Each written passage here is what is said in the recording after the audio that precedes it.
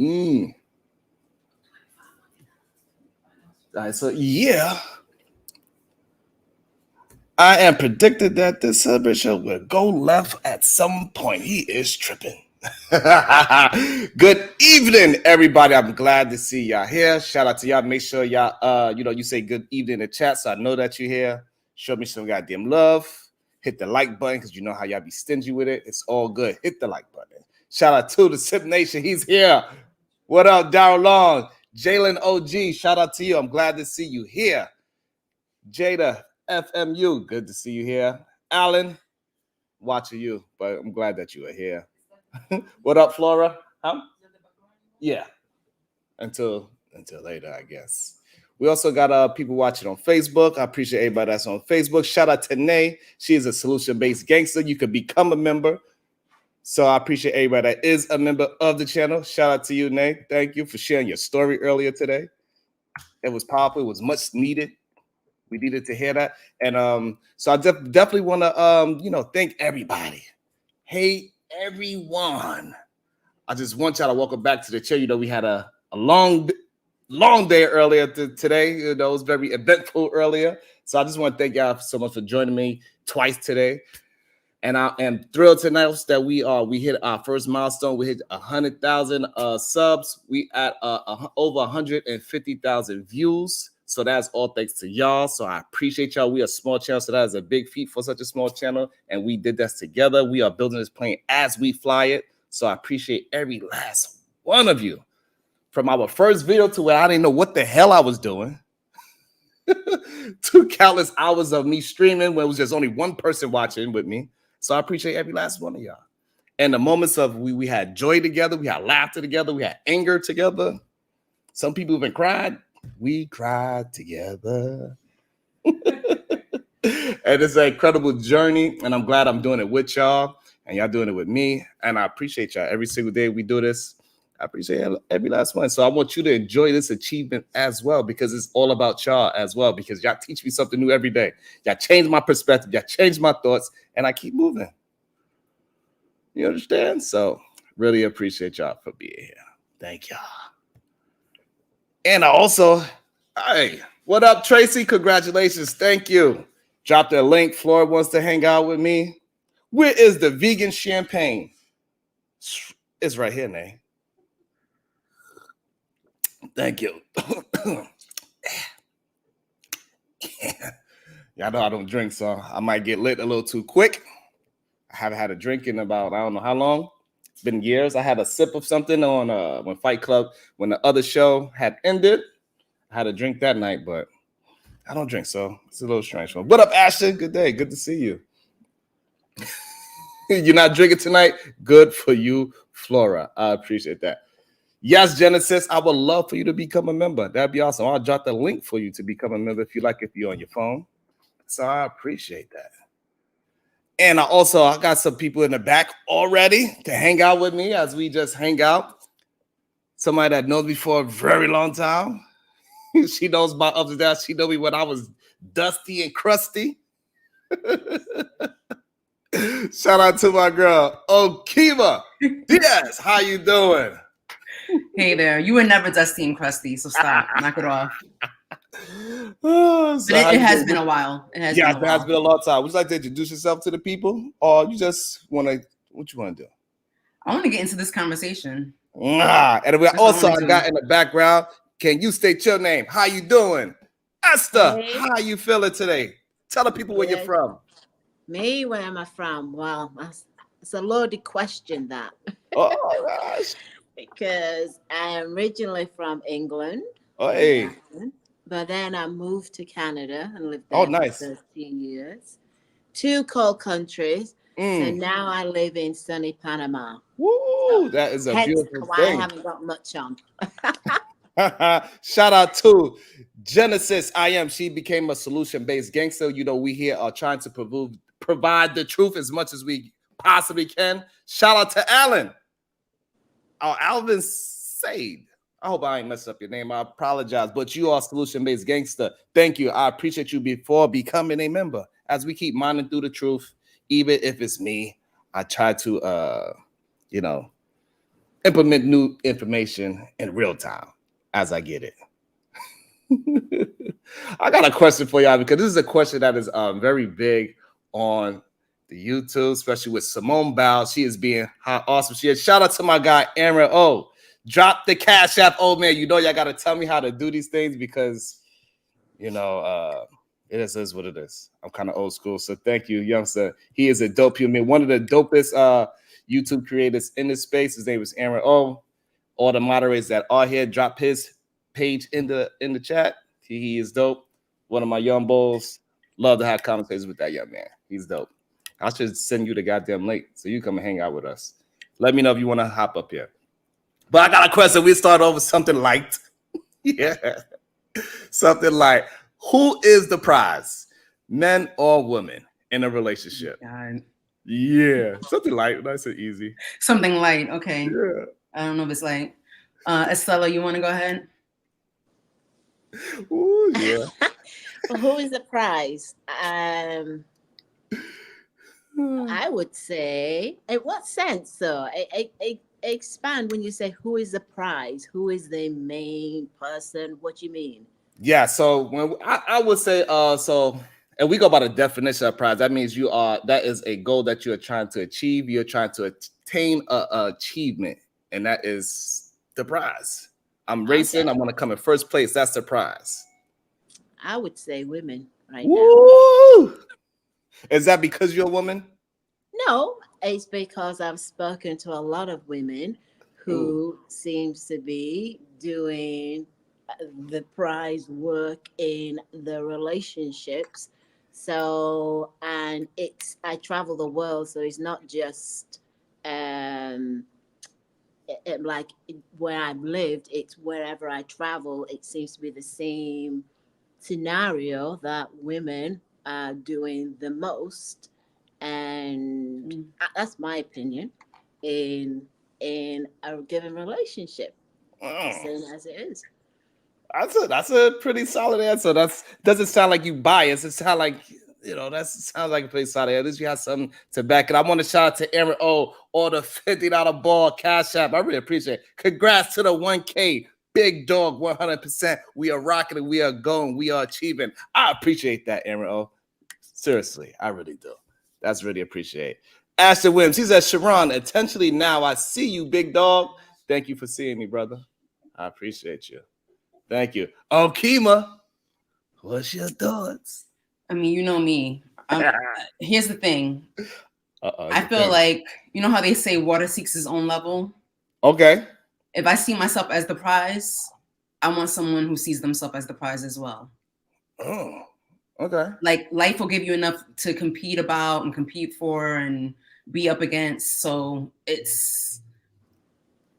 I'm gonna tell you why I say that. One, because that's what I think and that's what I desire. But two, I think it's just this whole like competition. Like I know there's a thing called friendly competition, sure. But like this whole like thing about women competing against men and men competing against women, it's just tired. It's tired. So, at the end of the day, what are you committed to? If you see yourself as the prize, more than likely you're gonna attract the same. Oh, so you really see yourself as a prize, you will attract a prize? Yes. Why not? Oh, just saying. I mean, you are what you attract. That is a good point. I never looked at it that way. I absolutely believe that. I believe neither one is really the prize. I believe the relationship is a prize. Where you going in that relationship and how far you're going, and you can make it last long and be successful and not cheat and do all these crazy things that they say married people do on YouTube. How they say married people don't have sex anymore. Which is crazy to me. Absolutely insane. Actually, I like that perspective. And I never heard it like that when you said the relationship is the prize. You know what I mean? Because it's like you have your identity. Absolutely. Your wife has her identity. Absolutely. And then there's the identity of the relationship. Hell yeah. So because if two people are striving for that, hey, how can you lose? For sure, because I'm definitely not going to try to make her happy because I know I can't do that. It's no possible way. Huh? There's no way I can make her happy. You mean like make right? You can enhance the happiness though. Yes, I can answer. I could give up all of me and everything, like how John Legend said. Y'all don't want me to start singing today, so I would definitely start. So I got a question. I want to talk to you about this right here. So let me share this, and I want to know what are your thoughts on that. What are your thoughts? Jenny Ma reportedly asked judge to hold off on enforcing prenup, claims she didn't have enough time to review it before signing it. What is your thoughts on prenups and the pressures of signing it? Wow. Well, first off, I mean, here's the deal. You sign a piece of paper, it's on you. You're responsible for like reading what's on there. And I know that there's a particular reason why when it comes to prenups, I don't know if it's like legally enforced, but it's highly suggested that prenups be presented way before the actual wedding date, because you don't want people to have that sense of feeling rushed or like getting all caught up in like, you know, the excitement of getting married and all that good stuff. No, like it's a contract. It's an agreement. You need to read it front, back, and center. Also, the other thing, I was having this conversation at work the other day. What people don't realize when it comes to prenups is that because it's an agreement, it's not like I present this thing to you and you sign it or that's it. You can negotiate, you know, you can counter offer. So that's really the way that a prenup is designed. So in the event, that's what it was. It was a client of mine who told me that they actually, she's about to get married, I think at the end next month. And she was saying that she and her fiance have a prenup. I was like, oh, okay. And it's just like the way they work is that in the event of a divorce, everything's already laid out. Absolutely. So, you know, so I know that prenups get vilified because it's like, oh, you know, it's shady or someone wants to get over. No. It's an agreement. You need to read it before you sign it, and that's it. Estella, what you think about this? Jenny Ma reportedly asking judge to hold off on everything that we agreed if we was to break up, claims she didn't have enough time to review it before signing it. Well, I wouldn't. That's an interesting one, and the reason why I say that is I hear what you said earlier, and I agree. But in hindsight, for me, when they're saying didn't know, I mean, like you said, you read everything. You should know what you're signing. I mean, that's pretty much not a good enough excuse for going down that road. But I think nowadays, a prenup is a really interesting thing to think about. Whereas many years ago, it did come across like shady. It did. You know what I mean? It'd be like, okay. Would you sign a prenup now? Of course, definitely. What? No problem. I think y'all are the first ladies I ever heard say it so quickly. Yes, I signed a prenup. I don't care. Why would you sign it so fastly? Well, it maybe because you're coming across by saying I'm signing it from them. I'd be thinking it would be me. I want them to sign it, basically. You know, so I'll keep it like that. From women. Well, that's what I'm saying. Yes, because I went through a similar thing with like a recent divorce, and I just walked away from everything. Whereas if I had a prenup, then what? So you mean to tell me, Estella, you had a divorce and you said, you know what, you could keep everything. I don't want it. I certainly did. Because you know, over here in these YouTube streets, they say that does not happen. Women want to take everything from the man. They want to take his socks, his underwear. They want everything. Why did you decide to just walk away and say, "Hey, listen, I'm gonna leave with my piece. You leave with your piece. Don't hurt me. I won't hurt you. Leave me alone." Yep. So I needed my peace more than anything else, really. You know, because I'd be fighting. I mean, everybody be like, "Why did you walk away?" And I walked away from quite a bit. It wasn't just like a small. I mean, just to put it in prospect, I walked away from over 23 properties in England, basically.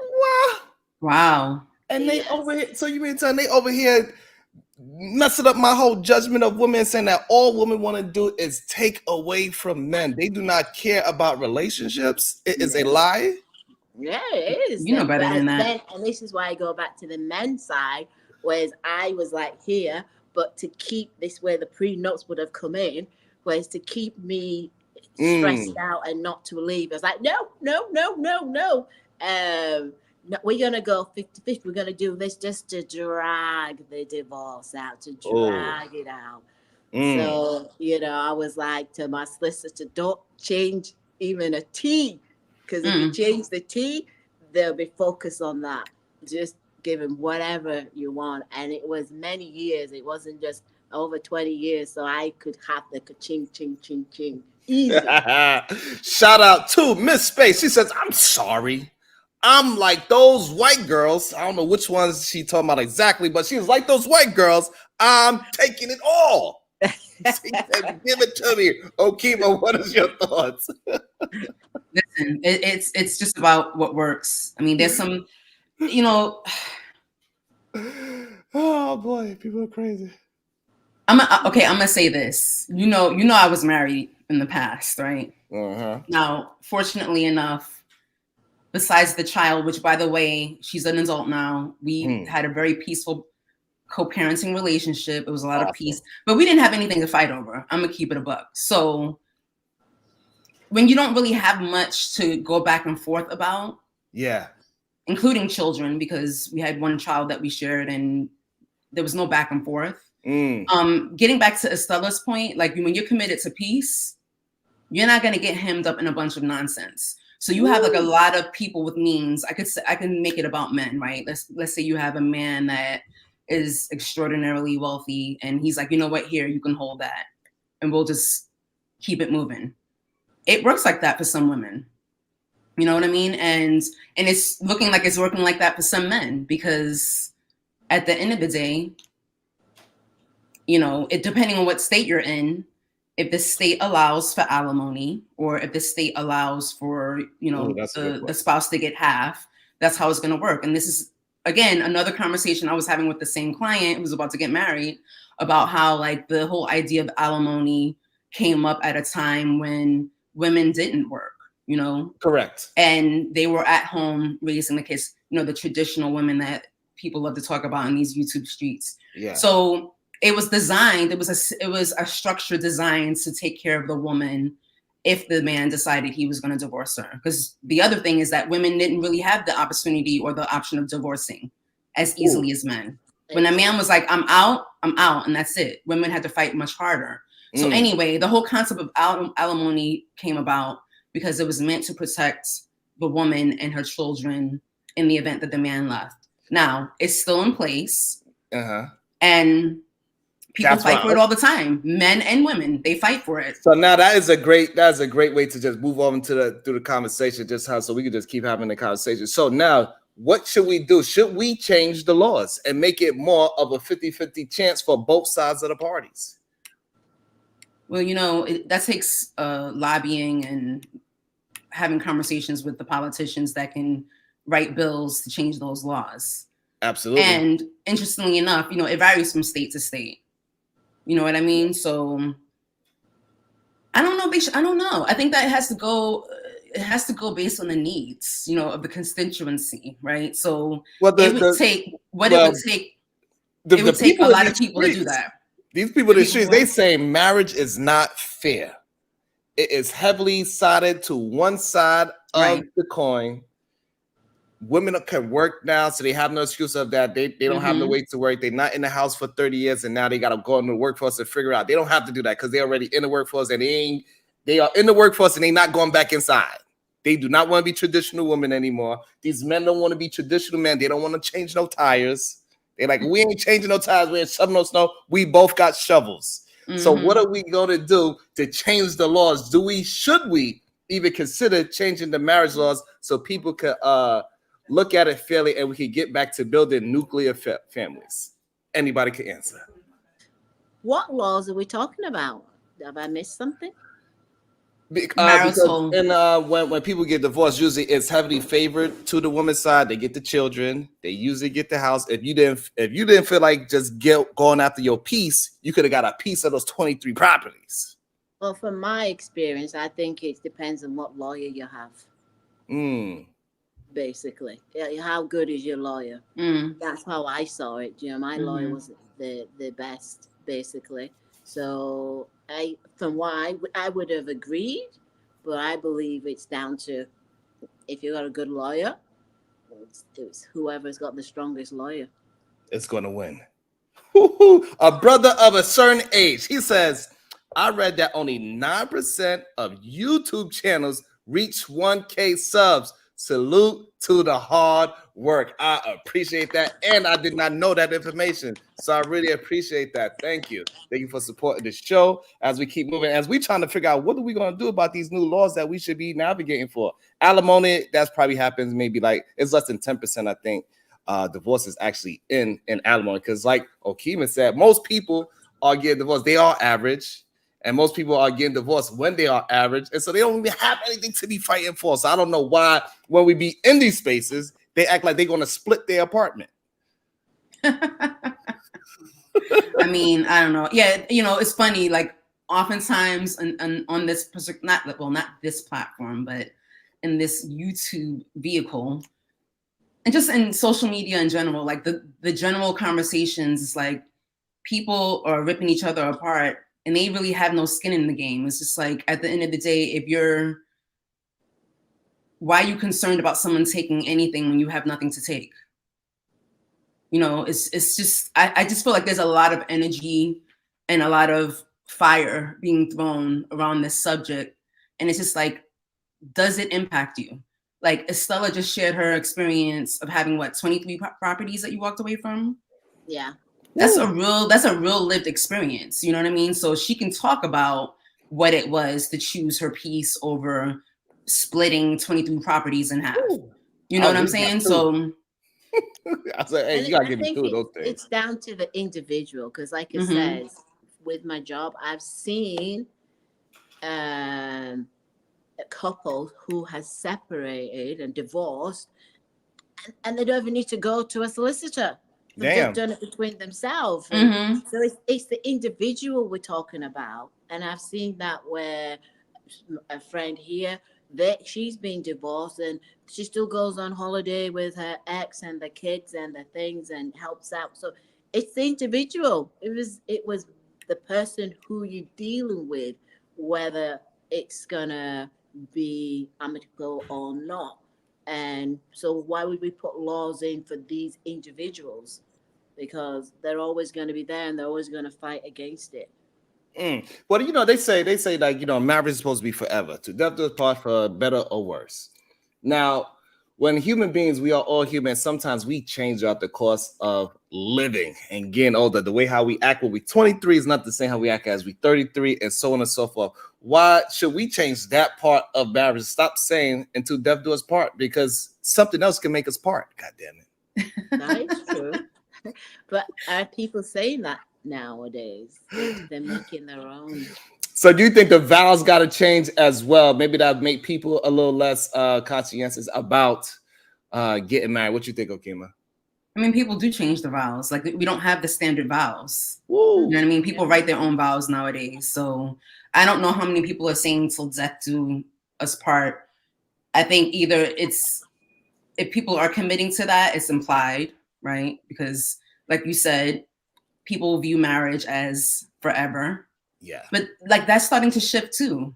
Let's face it. And I'm not saying that to like, can we curse here? Sure. Just making sure. Okay. I'm not saying that to shit on the institution of marriage. I don't want to offend anybody. Like if you believe that, one and done and you get married until the end of time, fine, do that. But for a lot of people, and just, things have changed. That's what I'm going to say. And for better or worse, I think the concept of marriage has shifted for a lot of people. And, yeah, I agree. When you go into it, from what I went into it, I did believe, I was going to give it my all, to death do us part. At the time when I was doing it, I was like, yeah, I'm going to get married once. We're going big, going all out. This is it. This is it. This is the final thing. And fast forward 20 odd years, it's like, I'm done. So you was married for 20 years? 20 odd years, over 25 years. 25 years. Wow. That's a lot of experience in marriage. How many years of it was successful? No, I think up to at least 20 years if it was successful. So now, all right, so you got 20 years of marriage. Why would somebody say that is a failure of a marriage? Is what I'm interested in. Mm-hmm. Do you look at since it ended in divorce, do you look at it as a failure? I look at it as an experience. I don't see it as anything else but that. I mean, when I look back, I wouldn't change anything because it made me who I am. It made me, move to Canada, moved here. I don't. It's all about the individual. I see it as a learning experience, and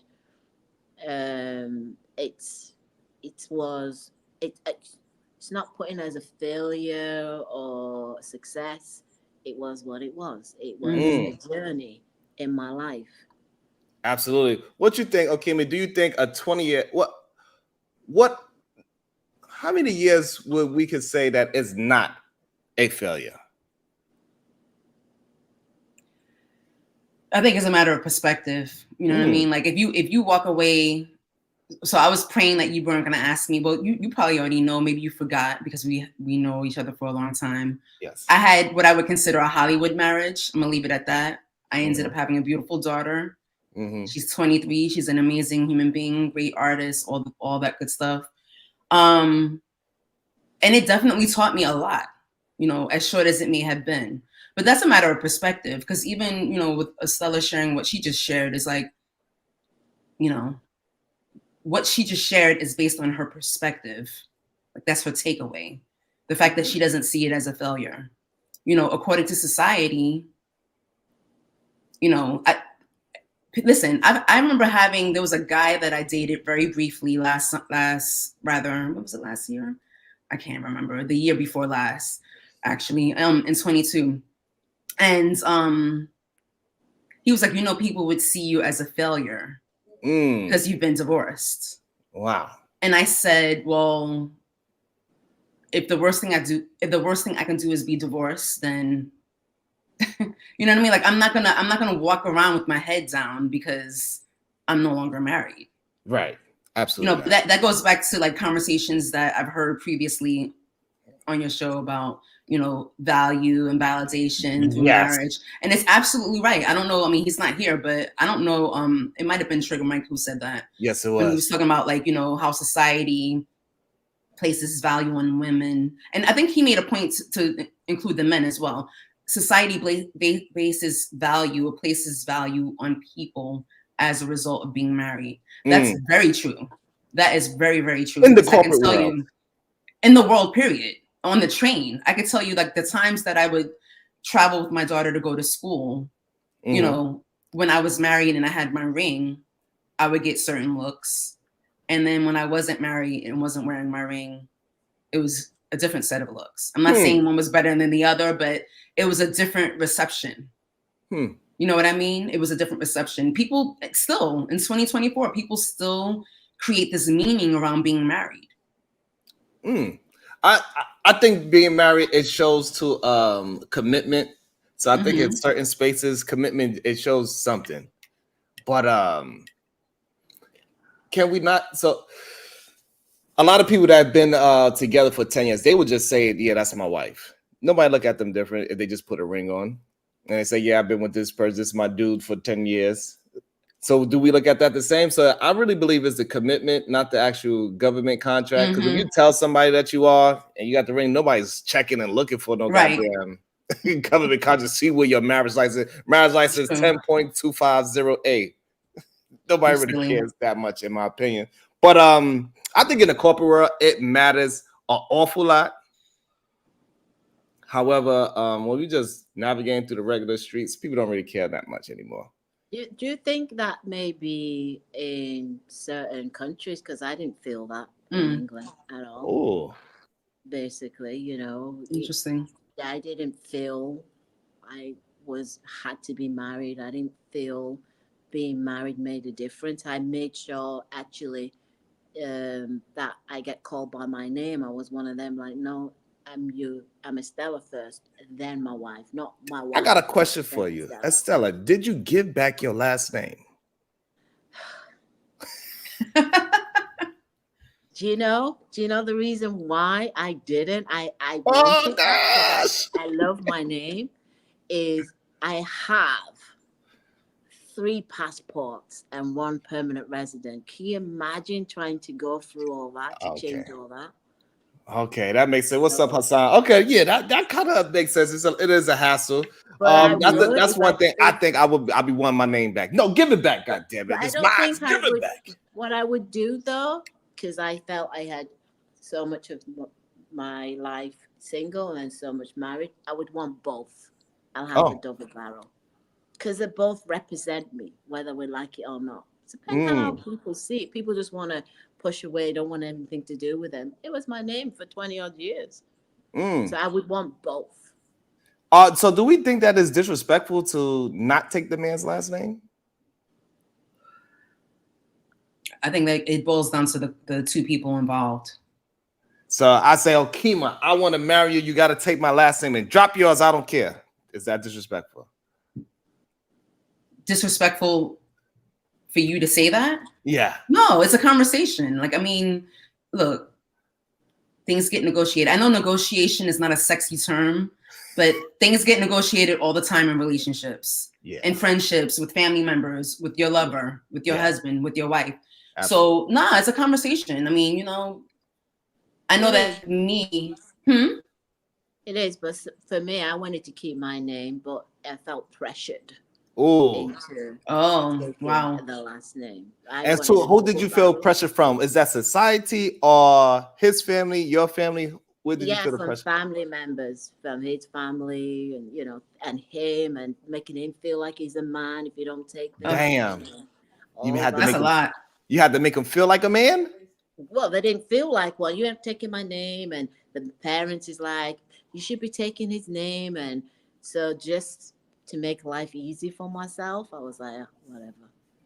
Damn. How did you want to do it? When you said whatever, did you still end up choosing in the end to do it, or were you just like, I'm gonna begrudgingly take your last name? I just did it. I just thought, you know what? It's just a name, basically. So for you, it wasn't worth the argument. No, because I wanted both.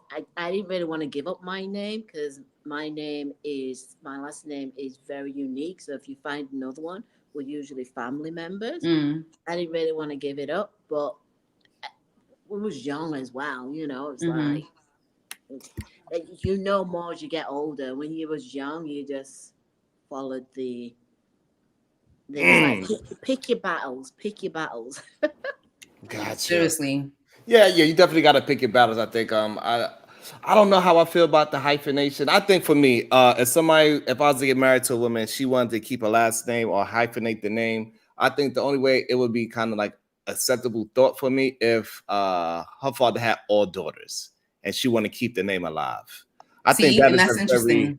I think that's a very acceptable reason for it. Otherwise than that, I'm like, no. We are family. We are one. We need to be in unison. We need to show the world that we are together. Why it's interesting that you say that. Why do you need to show the world that? Was it good? Because that's what to me marriage is. It's telling the world that we are one. I'm a whole person, you're a whole person, but together we are better and we are building something together. Now, why do you like that interesting thought? I see you thinking. What's that thought? No, it's just that was my experience. So my father had 3 girls. Ooh. And for me, it was important to keep my maiden name. I hyphenated, but it was important for me to keep my maiden name as a result of my father having 3 girls. I mean, for what it was worth, it was a short-lived marriage. So, you know, moving right along. But the other thing I'm going to say, and I don't know if you did this, Estella, you must have, but I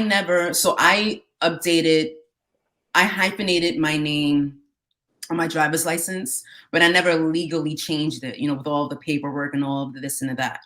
When I did get divorced, one of the stipulations on the divorce that his lawyer came up with was to give me my name back, which I thought was wild because I didn't realize that in order for me to drop his name and return to just using my maiden name, that the law had to determine that.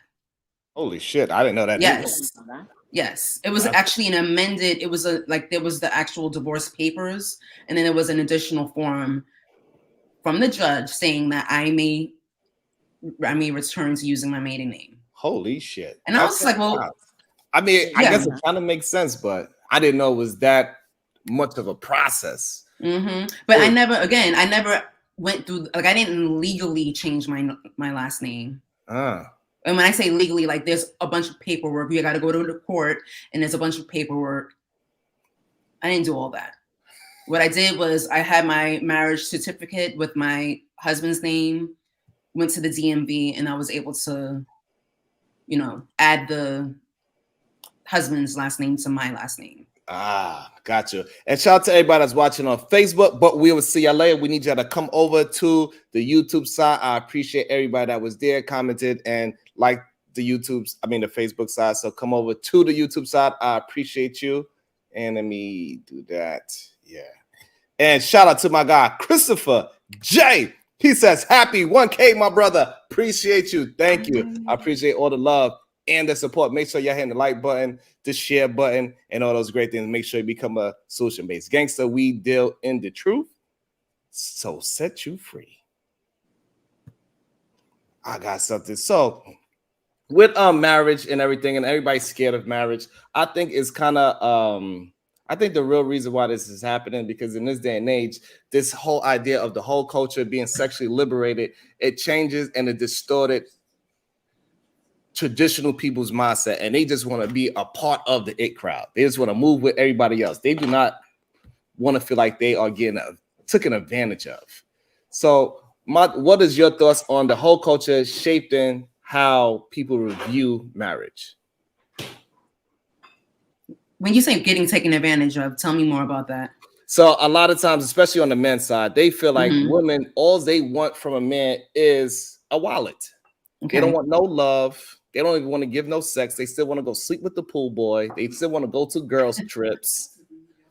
That's what they say. I mean, listen, if you're holding all those concerns, don't get married. I mean, so it is a lot of fear mongering going on for sure. Good Lord. Yeah, and that's when a lot. They watch these Instagram reels and all these things, that makes them even more fearful. They see people like Joe Smith. He had a wife that had an OnlyFans, a secret OnlyFans, and then she go and give a man a back rub on national television. Those things scare a lot of men. For some reason, they think they are Joe Smith.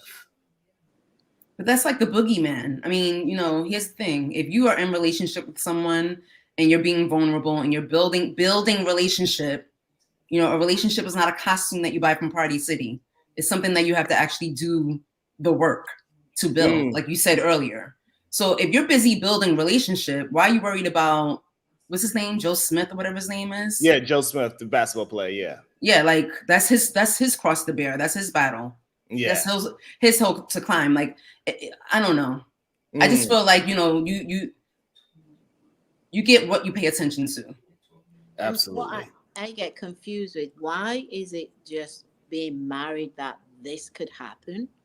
Could it not happen in just a normal relationship and engagement? Why is it always saying, oh, if this happened in a marriage, then, oh my God, the marriage is, you know, I don't want to get married. It's the worst thing ever. You can still do it in a normal relationship. It makes no sense, basically, you know. Would you like to answer this, Okima? Yeah, like, actually, no. It was just, I had the option. He wasn't like, oh, you know, you can't use my name. We have a child together, and she has his last name. So that wasn't an issue at all. In fact, I think I remember telling him that I was going to drop his name, but no, it's a legal procedure. You know what I mean? Like, by law, I think that legal procedure, I think that's what makes marriage feel like much more of a discussion, because people feel like it's such a difficult thing. And so, like, you breaking that marriage, and now I got to go to the court. I got to pay money to leave you. Even though you could be separated, nobody really, you know, even though that's the old school way to get divorced, you just be separated for 12 years, 10 years. I know, right? I think a lot of our folks do that. I'm separated. No, you're still married. You're married. You're just doing some nasty things. You just want to get your little pencil wet. That's all. One thing someone said to me about marriage, though, which I never really thought of it like that. They said, once you're married, you never are single again. You never get that single status again. See, and then we got my brother Corey Love. He says the same thing. He says, "Why get married if you want to keep your last name. Just don't get married. That is not true. There's plenty of reasons to get married. People act like it's not great reasons to get married. It's plenty of reasons other than having each other last names to get married. It's financial reasons. Definitely. It's medical reasons. It's business reasons. And when I say business, I'm not saying business like, oh, there's no love involved. No, we're not feeding that narrative. I'm just talking about like if person A has property and business and they have assets, and then you have assets, you are merging those assets as a married couple, right? And especially as you get older, who wants to you bought a house together.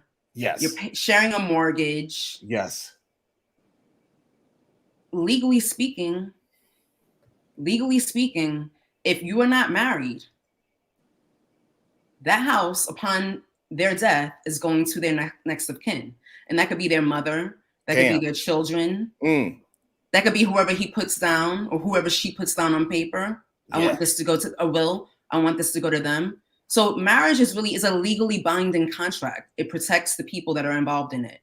So meaning that what they don't understand, so that means that if your boyfriend, y'all bought this house together and your boyfriend died, he put in his will that half of this house goes to my mother. That's it. And it won't even, it doesn't have to be half of, right. I mean, he could say half of, he could just say the house. And now you got to be fighting that. Right, you're not fighting a percentage, you're fighting for the whole thing. Fight for the whole thing, just because you could have settled that with getting married.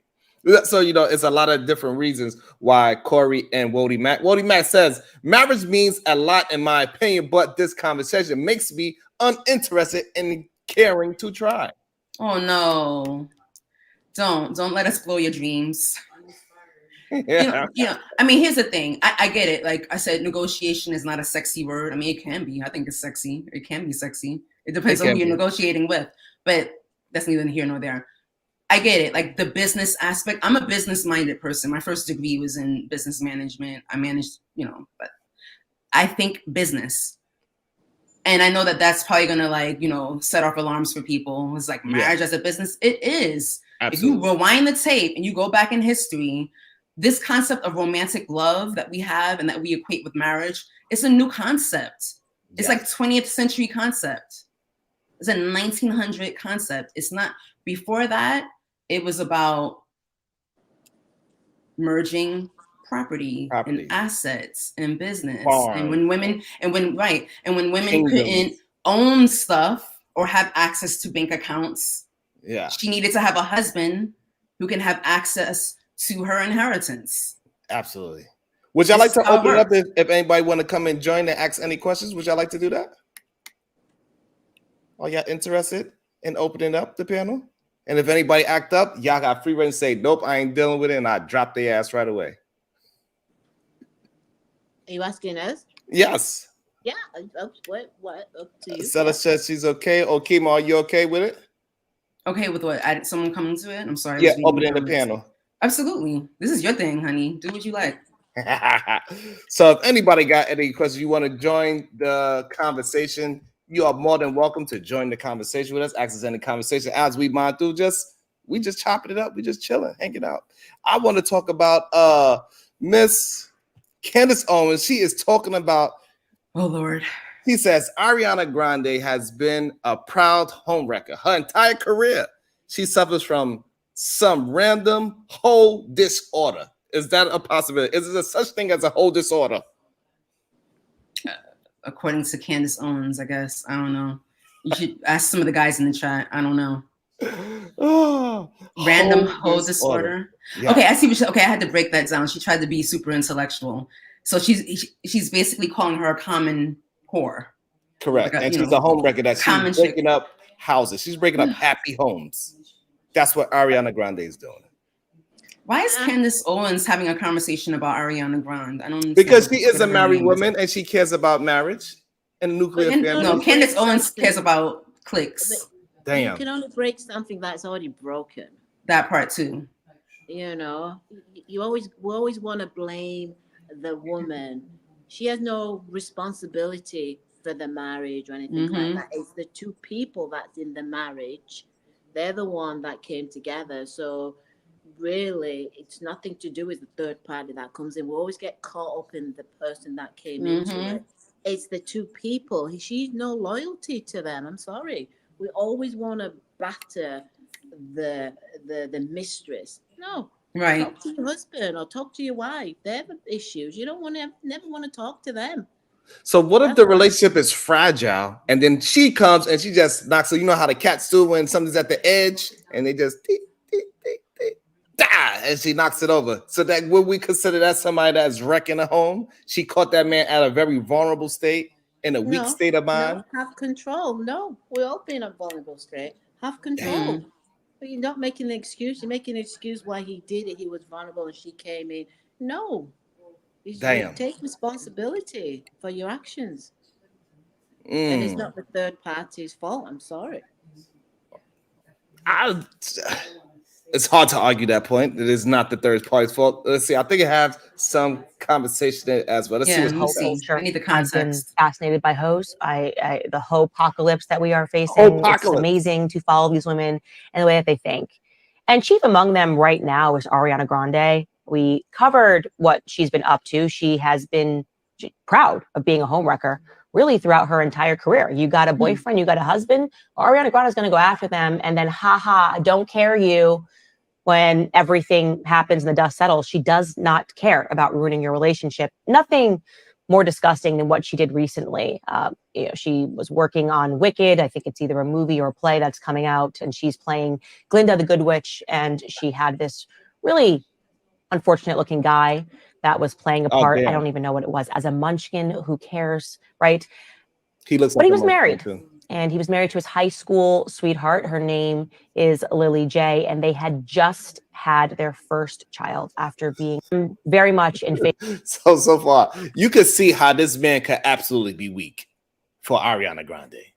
He ain't never in his life had somebody at Ariana Grande's probably caliber trying to holler at him and give him some of that sweet potato pie, the yams. I still stand with what I'm saying because you've been warned. Everybody's saying she's a hoe. She said this, she said that. So after she's had that title and you go there as well, come on. Hey, but look, the man, he's a funny looking man, like to say the least. He's very strange looking. And then he gets this beautiful lady that is a celebrity, something that he probably would never get again, right? Most likely. So he's like, hey, I'm going to give it a shot. Then you reap your consequences. Can't be both ways. It'd be like, yeah. I always say to people, make sure it's worth it. Was it worth it to lose your wife and your kid? And if you say yeah, then so be it. If you say no, then fool you. More foolish. Yeah, okay, but what do you say? Is it something we could say to the whole culture that she is chasing after men that are married? I just can't even believe that there's a whole culture now. Wow. What would they think of next? I mean, they have whole slut walks in New York every year. Well, that's true, yes. But Amber Rose, she set that off. I don't know. It's just, you know what? This is where I'm stuck. Yeah. It's dizzying that somebody with a platform as large as Candace owns would actually take the time to go in the way she's, to the degree, like, of all the things. And I'm not in a position to tell anybody what they should talk about. But yes, I'm a little confused. No, I'm not. Because at the end of the day, I don't have control over people's choices. So it's your platform. Do what you like. However, I don't understand. I just simply don't understand why is this important other than clicks. And, we talk about whole culture. What about celebrity culture? Well, because, people can't we can't use regular people as examples, but we can use a celebrity as an example because everybody knows That's fair. Them. And we are very celebrity driven. I understand that, but I don't understand why she cares so much. Because she cares about the solution. She cares about family. She cares about the nuclear family. She does. She does not want women to go around, soliciting they sweet yams on you. That's right. And robbing women of their husbands. I get it. Okay. I think on the flip side, I would say, like for me and women, I'm not saying we should, but usually I wouldn't be going after married men. If they're married, it's like, hey, go back to your wife. But not a lot of women would do that. They're like, hey, Right. free for all. But I know me and a lot of my friends and things like that, we will entertain a married man. So maybe that's what she's trying to say. Do y'all have y'all ever heard in y'all circles of females having girls' night out or anything like that, that married men look more attractive than single men? No. No, but I do know that that's definitely, people believe that. They do. 100% they believe that. And women have gone on record in front of cameras saying things like, oh, I don't have to put in so much effort, with a married man. I don't know. I would listen. The women in my life, they told me don't do it. Before I even knew what romance and love and all that stuff was, it's leave just that like, married man alone. I was told, do not do that, because a married man is never going to leave his wife for you. I don't care what anybody. Ever. I don't care how bomb you think you are and all that other stuff. So are we saying it's not going to happen? Do we have two ladies on record saying side chicks are not winning? Nope. Well, it considers. What do you consider winning? That's the real question. He's not leaving his wife. So therefore, he's not leaving his wife. So I did play a video here where a woman, she used the video that he had, and she had him confessing his love to her, and she said, if you don't pay me $1,000 a month, this video, I'm going to send this video to her, and now you're not going to have me or her. He got himself in that situation. I mean, and when did he say that? What was the gap between the time he said that and the time he got his, I need to go and get my charger. Can I be gone once? Yes, you can do that. Go ahead, Stella. No. I mean, listen. Well, when you think about it, there was that whole joke on the internet about what's her name, Camilla. Oh, what happened with Camilla? I don't know that one. No, not Camilla. Camilla. Oh, is it Camilla? Yeah. From England, who is now the queen. Oh, I don't know. So basically, she was. I can't think of her last name. So she had been having an affair. This is for all the old heads. I don't know how many. No. Oh, okay, different one. I'm talking about. Yeah, Harry. So. No, Charles rather. I'm sorry, I'm getting the names all screwed up. Queen Elizabeth's son, who is now the king. Okay. Charles, that was married to Diana. Yeah. Allegedly had an affair on Diana with this Camilla that he is now with. He did. So the moment, yeah. Absolutely. So. Oh yeah, I forgot. Stella's from that side of town. She knows. It must probably was in the right, and it was public. Over there too. It was like everybody knew it, and they managed to be together all these years since the 80s, maybe even before that. Damn. I'm sure, Stella, you would know a lot more than I would. And now she's still with him. She is now with the King of England, so she's been crowned the queen.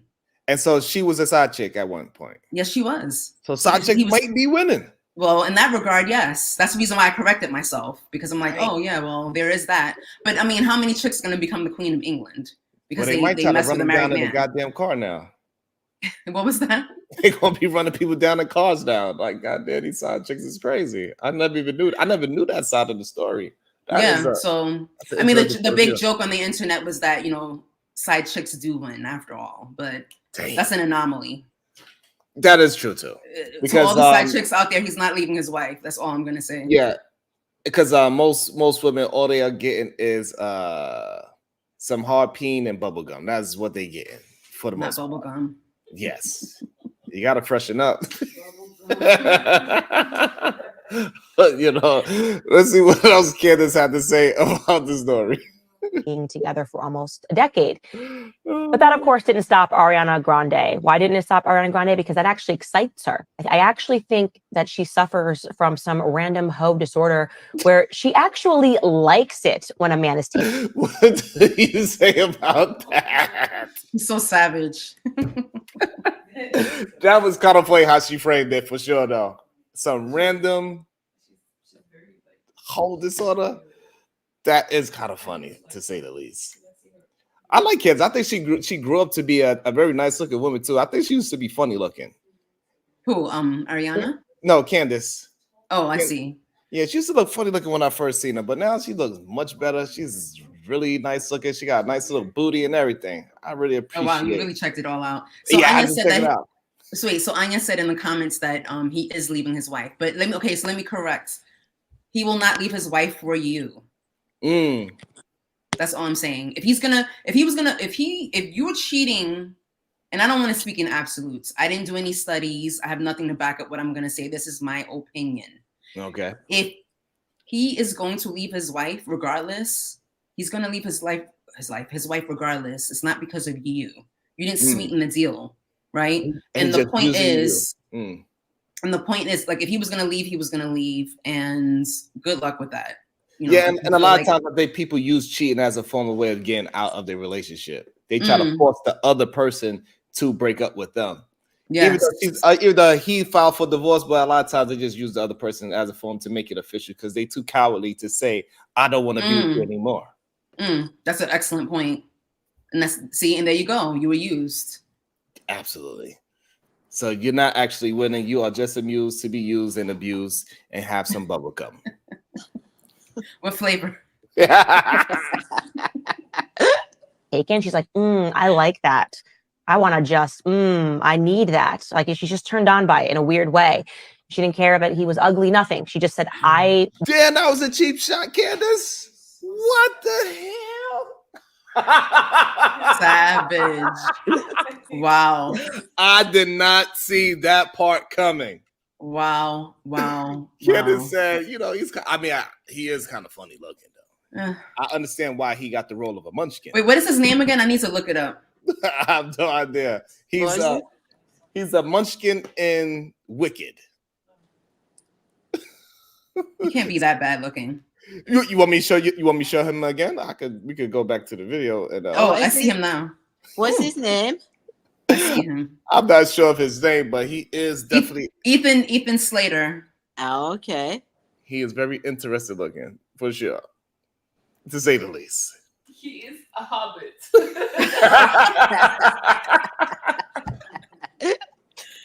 Not a hobbit. Oh my goodness.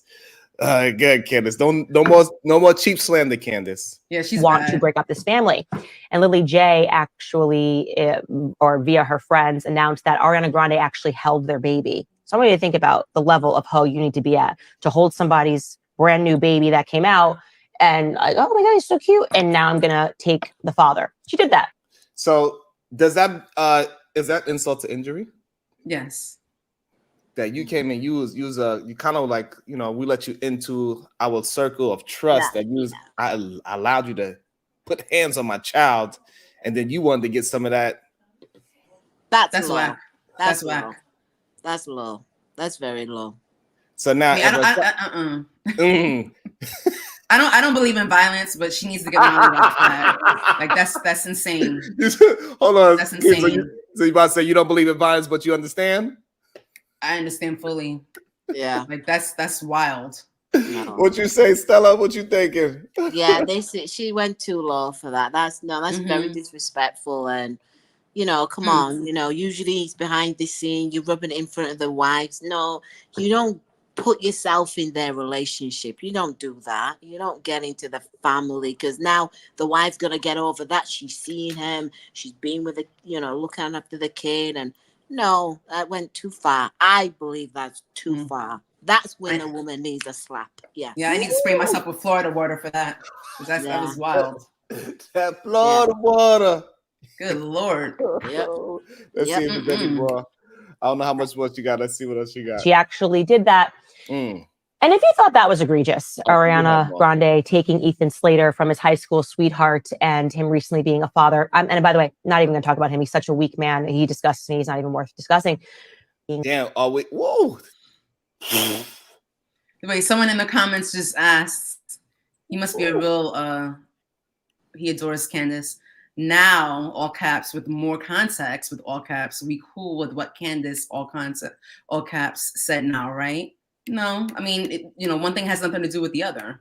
What Candace is doing is what Candace is doing, and what Homegirl did with holding the baby is what she's doing. So, yeah, I'm not, I still don't. I have my opinion about what she's saying. If it is indeed the truth. I don't know why she would lie. I don't think that she would lie, but you know. Damn, I can't believe the hard on for, I mean, who knows?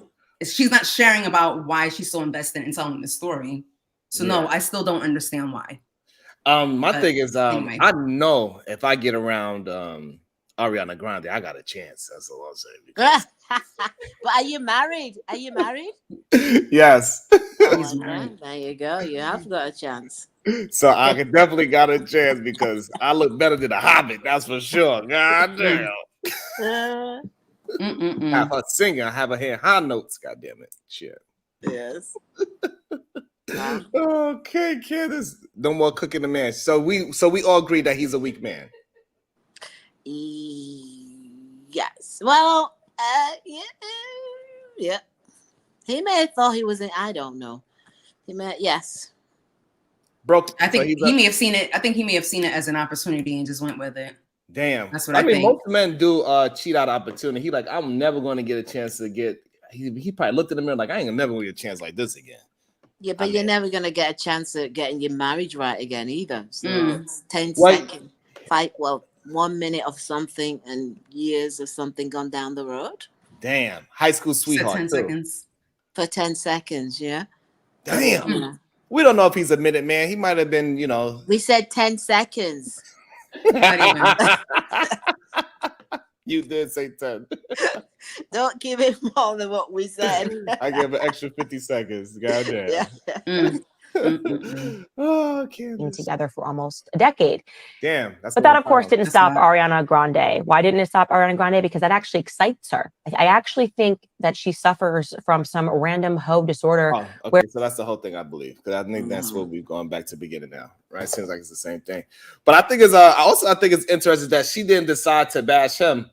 Maybe because, like how you saying, she is a much bigger star, so the click is going to be more important for her to use Ariana Grande and go to that instead of saying this man is weak and do the normal YouTube male bashing that I was accustomed to nowadays. I'm surprised it didn't go that way.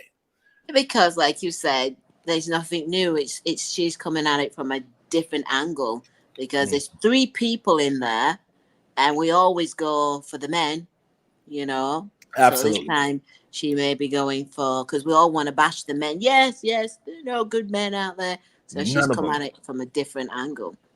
I think that's always interesting when they say there's no good men out there. Like they don't have uncles, sons, fathers. Yeah, I say the same thing. My uncle, my brother, I'm true. I'm like, good luck, women. Good luck.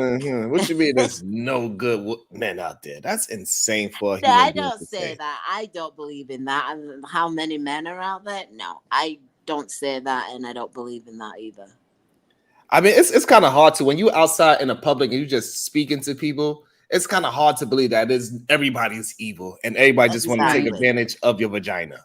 Exactly. So it's just a small percentage, and we make it, or whoever said there's no good men over there, that's what you want to focus on. That's where your lenses are on. Okay, Ma, so what's your thoughts? I see you over there pondering.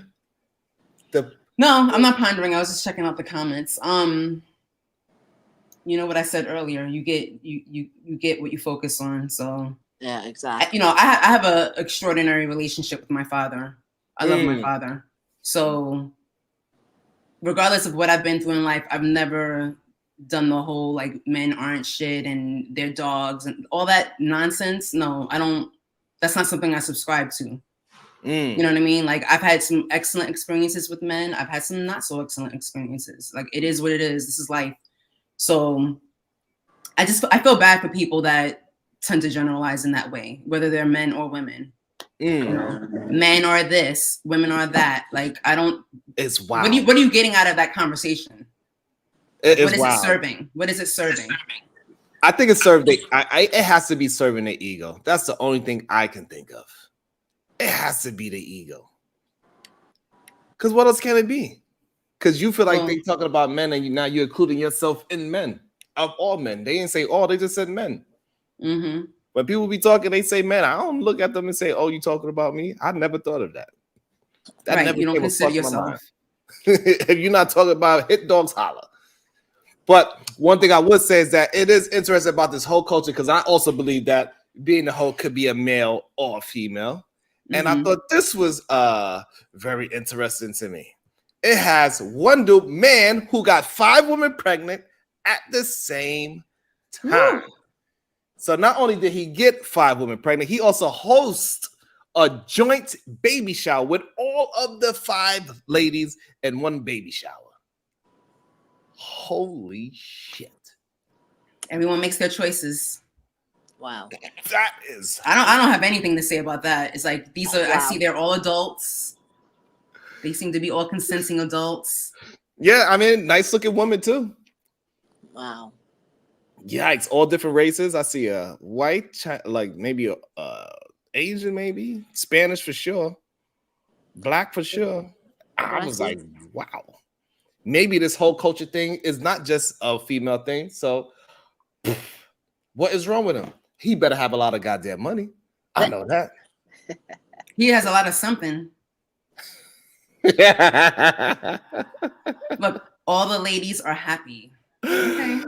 They do. Clearly, they got to be happy for all 5 of them want to do a joint baby shower. I had never heard of that. He's way better than me. You know what? This is the one time where, I really would love to see you. I know you don't want to like repeat subject matters and things like that. That's I right. would love to see you put this out there during one of your morning shows because and dissect it. I want to hear what men have to say about this. Number one, and number two, it makes me think about what Trigger Mike was saying about. Shout out my brother. What he was saying about women in competition. Ooh. Because that's what this is looking like to me. You think this is looking like women in competition? Yeah, this is looking like what Trigger Mike had to say was real. Because that's a real life example. Now, I don't know what their story is. Yeah. Who knows? But why else would you choose to I appreciate it. Have a child, literally be pregnant all at the same? I hope they're all having sex together too, because they might as well be. Mm-hmm. Just saying, go in, go off. Oh, wait. And then when you think about it, they're the only one that got pregnant at the time. How many of the women that may not have got pregnant at the same time had he been sleeping with? Her due date is close to mine. Would that make our baby twins? No, ma'am.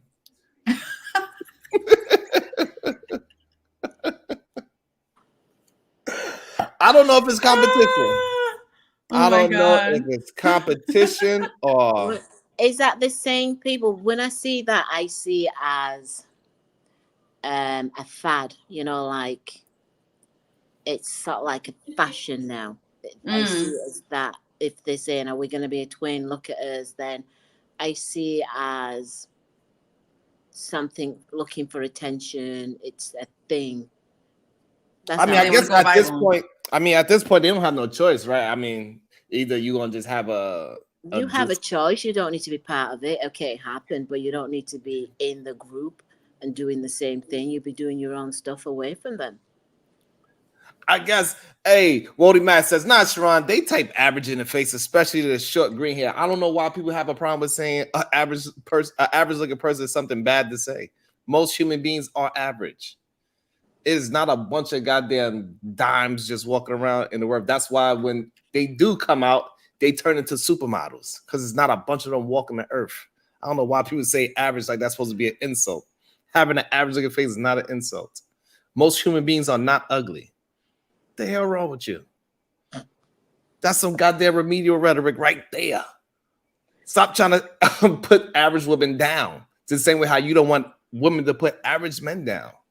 Because if you say you make 60,000 and she say that's average, you're gonna feel a certain way. So why would you say she look average in the face? Somebody chose her. I like what Estella said though about like, would you say like it's an in thing? Like, yeah, it's a fact. That's when you rub and say we're going to be twins. Once you said that, that's when I came to my conclusion that it's just. Maybe he's just a man in his neighborhood. He's one of those dudes. He probably got that big old body Hellcat. All the girls want to drive in the loud car as fast. He be smoking hookah. I'll go stereotype. No, people do listen. People will do anything to go viral these days. So Exactly, I guess attention, and they're winning. They're winning. Well, yeah, I guess so. That is a possibility. I just hope that they don't end up. I don't know. That's just I couldn't do that. I have a lot of ego, but I don't think I'll do that. The truth don't hurt me, Sharon. And I was saying average to be nice. Again, that's what I'm trying to. That's what I was saying. How can you be average? Is not a disrespectful thing to say, in my opinion. All right. That's just my opinion. I don't think being nice, saying somebody's average looking, is a disrespectful comment. That's me being nice. That's just being truthful. It's mostly human beings. So, have you anybody heard about this goddamn? No, I know what I'm gonna talk about. Who? The brick lady. Anybody know about this brick lady? I have no idea who that is. You know, never heard of her? No. This is a very interesting young lady. Oh So, Lord, her? No. What you think about this way? Woman who claims she was attacked by a man with a brick, charged with a felony and theft by deception. What is your thoughts on that? I don't understand. So what this woman did, she was at a club, she was outside, and she acted like somebody was trying to holler at her. Okay.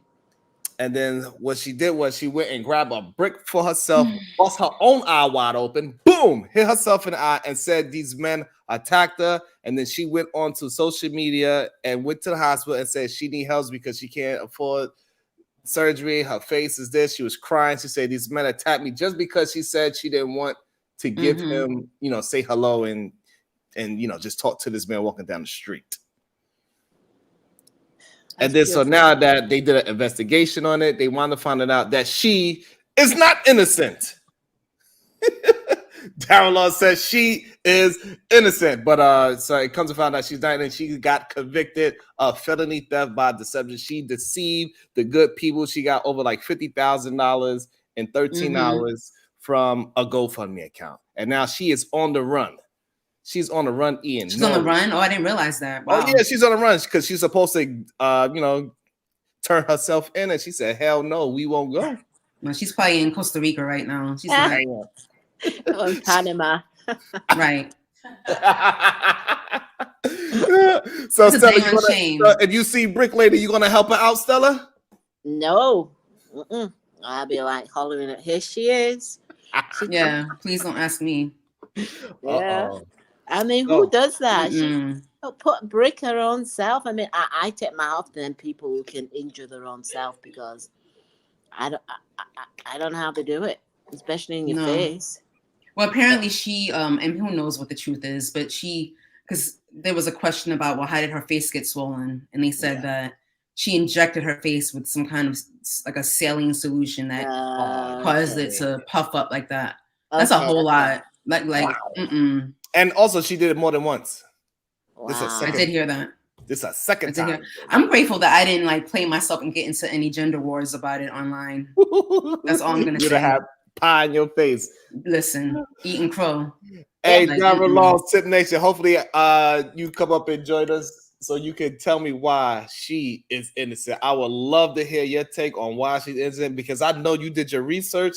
And you're going to have a strong argument about it that I'm going to disagree with. I would love to hear that right now. If you can, you let me know. That is crazy. But I think she's probably a mental case. She got some hormonal problems. She do not have a chemical balance. She is, how they said it in Baby Boy? Right. He said, y'all, I'm not going to call you, what did he say? Oh, man, I can't think of it. How he said it in Baby Boy. He said, I'm not gonna call y'all bitches, but I'm just saying y'all got some hormonal problems. I forgot how he said it. I forgot how he said it. Look that up. I forgot it. I can't even believe you put that up here.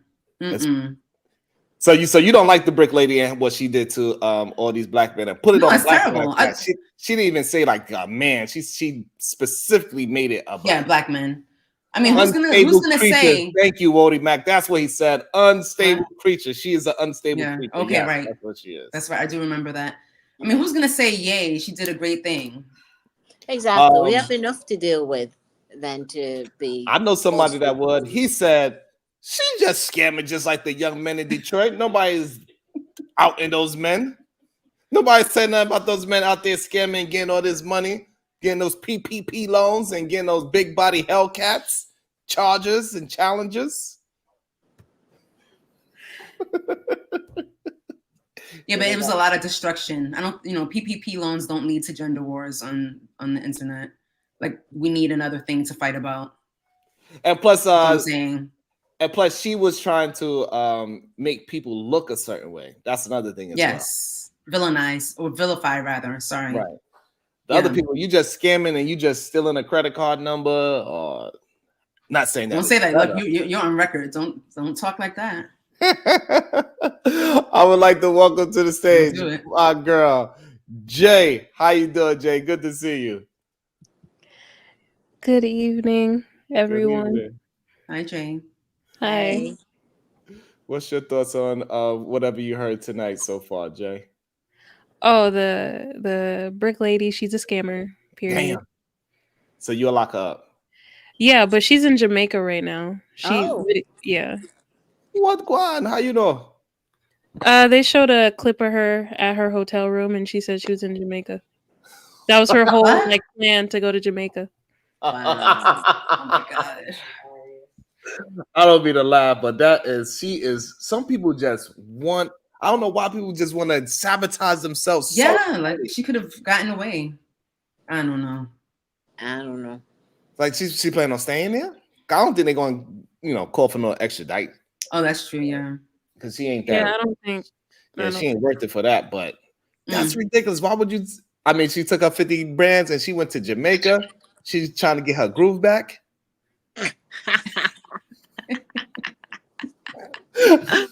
Oh my god! She's trying to get her groove back. Shout out to Dakima Renee. I appreciate you.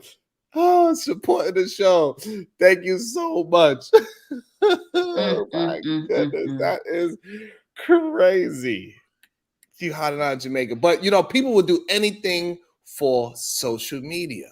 I think it's insane what people willing to do for the clout. People would do just crazy things like live in a storage unit and videotape and say, this is how we get to places. That's how bad people would do this thing. They would go live in a storage unit with a girl. I guess he's a leader. He did lead her into the storage unit, and he explains why you should do it too. Yeah, he led her into poverty. That's amazing. No, but he's trying to lead her out of poverty is what he's trying to do. That's the attempt. Because he started from the bottom. Now we're here. I'm happy you're joking. I live in the store. Doesn't it look lovely? Wow. Why be in a relationship? Go ahead, Jay. Why be in a relationship? I get relationships have their ebbs and flows, but this is a ebb I can't take. I call me when you out the storage unit. We are in the storage unit together. We are not paying rent. We putting our money aside while I'm panhandling outside. You in the nice and warm comfort of our new home that is a convertible home because there's no roof. Where do you go to the bathroom, Sharon? I don't know. Let's see. Maybe he'll let us know where let's see. Living here is actually really comfortable. I get a lot of things that I need and want to get done here. I can exercise. And it's a death trap.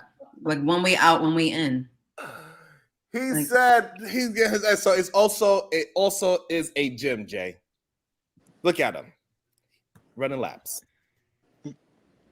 Ooh, push-ups. I can use the bathroom. There you go, Jay. Oh, there's a bathroom. Okay. I can play. Look, and he got amenities like a dryer. I bet you don't have a hand dryer in your apartment or house. Well, that's a shit blower anyway, so no thanks. I don't use those. Oh my god! I don't believe this is real. I don't believe this is real. Oh no, it's real. No, people do anything to go viral. It would have taken him nothing to get this little space, set it up, take a video. People are fake. So the I reason had why a he did it, he wanted to show people that is alternative routes to living and building a relationship. Even a homeless man living in a shelter could find him a girl to follow his music lead. anywhere in the unit. It's climate controlled in here, so it's nice and warm. This unit is 24 hours, so I can come here. He's really selling it. I want to stay here as long Yes. as I need to. We can take naps if we need to and go to sleep. They got 2 couches.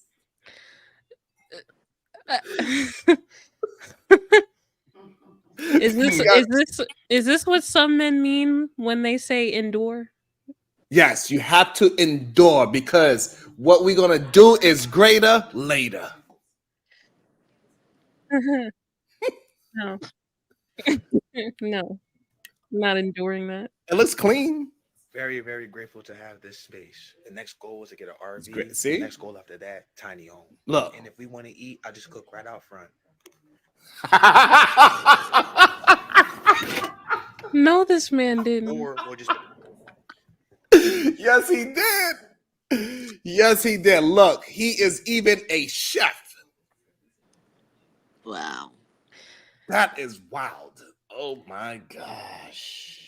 There's someone for everyone, I guess. And you know what's more disturbing about this? What's The that? title of this says girlfriend. So she's not even married to him. Damn. What? I wouldn't endure this for a boy.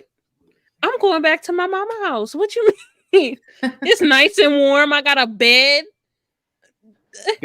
I mean, like, come on, like, do you have a hand dryer?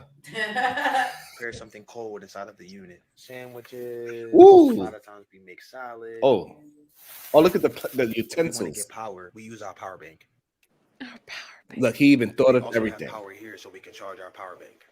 Oh, Free Me electricity. and my baby will live here. He as ain't long think as we of need to Carmex until we get the 'cause shelter his that we lips- want. Because we're living here now, we can save up more money to Lips get. are You hear dry. that? See, he has a plan, Jay. He said, we are going to live here to save up money so we could go get an RV. And then eventually, as we're traveling throughout the world, we're going to buy ourselves a tiny home, which is nothing more than a trailer park. So I don't know why the people act like it's something new, but that's what he's going to do. Would you be okay with putting your wife and children in this storage unit? If I had to, it's better to sleep on the street. Well, let me rephrase. Do you think your wife would be okay with it? Let me rephrase that. She don't got no choice. What do you mean we married? She got to follow my lead. That's what they say in these spaces. Mm. I'm not a good follower then. Oh my goodness. So, but why would he put all this business out in the street? Now he got himself kicked out. That's what I was going to say. Can you even do that?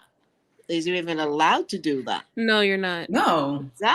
Absolutely not. So therefore, it's again looking for attention, trying to get the views, Damn. because you know, Yep. a storage unit is for storage, not storing human beings.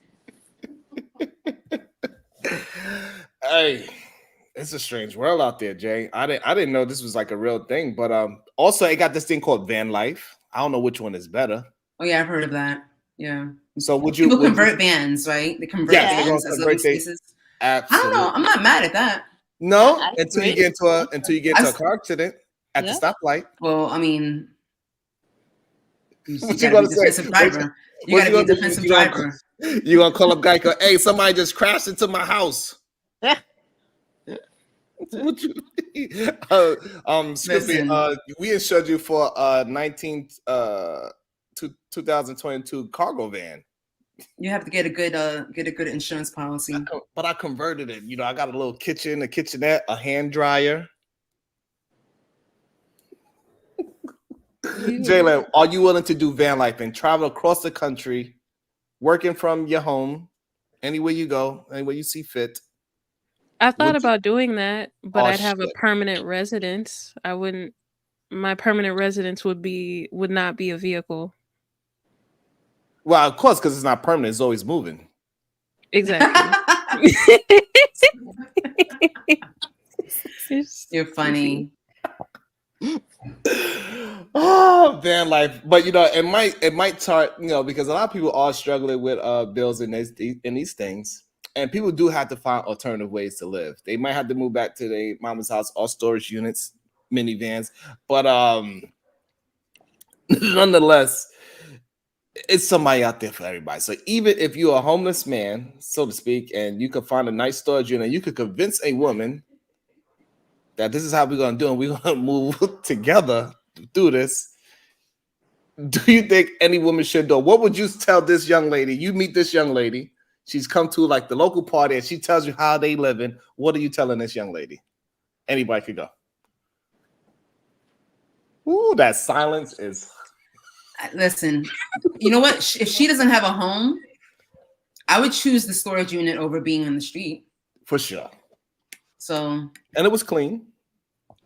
Or, you know, if I'm in a situation where I'm being abused or, you know, whatever, like if I had to run for my life, no one's finding you in the storage unit. So there you go. That is true. So we do have somebody that's a part of the YouTube community over here. And she says that Jay Prince said that he lived in a storage unit and a van before. I wonder how long. But, you know, I that's not very surprising about that man because he is a wild cowboy. So a storage unit. I mean, my concern is, you know, it's not how you supposed to get out of there if a fire breaks out. I'm pretty sure they got a lot of exits. And what about? And they got a sprinkler system. That's why there's no roof over the thing. And when they say storage unit, are they in the storage with the door shut? Because what about oxygen? Because when you have the storage unit and it's all shut up, I don't think you're getting much oxygen through. Or is the door kept open? Right. You got to leave the door cracked. So I think what I'm curious to see, Jay, is that people gonna start complaining like, listen, you only got the 18 by 18, but I got the 24 by 24 storage unit. I don't even care about the differences. I'm not living in a storage unit. I refuse. Yep. The storage unit, what I had in Calgary, you're freezing your ass off. There's no way there's any heating going in there because I know I couldn't even unpack for about half an hour before I'm like, we're running into the car to get warm. Damn. So you have to be living in a hot country for that. Sheesh. So now what about the van life sounded appealing before you realize that, you know, your car could get taken away from you at any time. Somebody could steal your home literally. Like, oh man, that's a nice cargo van. Let me take that for a joyride. But before we break that down, what about the van life do sound a little appealing? When you said cargo van, like have you seen the ones that have been completely like refurbished and renovated with the hand dryer out and all that? Yes. Dryer. I think that, you know, you probably would have security measures in place so that someone isn't just gonna jack your vehicle. As much as you can. And there might, you know, it may be more suitable to have something like that in certain areas versus others. Who knows? So it's more like, because you're right, because it is a liability. So I guess just like a cheap RV. So Jay, what was appealing to the van life concept to you that you even thought about doing it? It would be easier for me to travel the country if I had that accessible. Where do you want to go in the country besides the major cities? Like you want to visit. go like in the middle of the country with the cows? I like animals, yeah. Why not? Yeah. So you want to go like Mount Rushmore where it's like nothing else there but the mountain? You don't seem to like nature much, but yeah. I'm just saying, like going, like when you look at it and you look at it like that is cool, and then you like, all right, I've seen this for 10 minutes. What else it is to do here? Nothing. You get hit by mosquitoes. Like, what the hell is that? What kind of bugs y'all got here? Being in nature for me is a therapeutic experience. Like seeing everything and realizing that something made all of this. Like this didn't just happen by accident. So it's a beautiful, like, cathartic experience seeing all of it, especially when I went to Colorado. That was like, it was so beautiful. Okay, yeah. So you want to go to Mount Rushmore? Haven't been before, so yeah, why not? Yeah, you'll go. You want to see a bunch of crazy white men had the idea to disrespect a whole bunch of Indian people by putting a face on a sacred mountain? What you huffing and puffing for? Agree to disagree, Sean. You just don't like being outside. It's okay. Yeah, I don't know. I don't know if I really like the outdoors like that. I like the beach. I don't think I really like grass that much and trees. I'm not a tree hugger. I like nice warm water. I can't. I am. Oh, I am too. I'm with nature. Yeah. But in your case, Sean, you can actually go up and down the West Coast. Yeah, okay. See, I haven't been past Vegas yet. I've been on the West Coast, but I haven't been like to California to see how it looks. I'm scared to go there. Why? Because I might like it. You will like it. Yeah, you would. And then I'll be trying to figure out how I'm gonna move there, and I'll be paying all these damn taxes, and I'm gonna have to do PPP loans and get me a Dodge Charger. I don't know. Why a Dodge Charger? Right? That's what I want to know. When you get a PPP loan, that's what you get. You get a Hellcat. It's like the starter kit. Get a Hellcat, a chain, a bust down watch. It's like the normal thing to do. No? So you go on like long hikes, Jay? In California I did because they had the views for it, but I don't just like go on a hike. Plus I live in Texas. It's flat. It's flatland.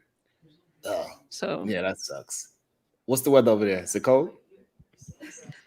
Yeah, it's in the 30s right now.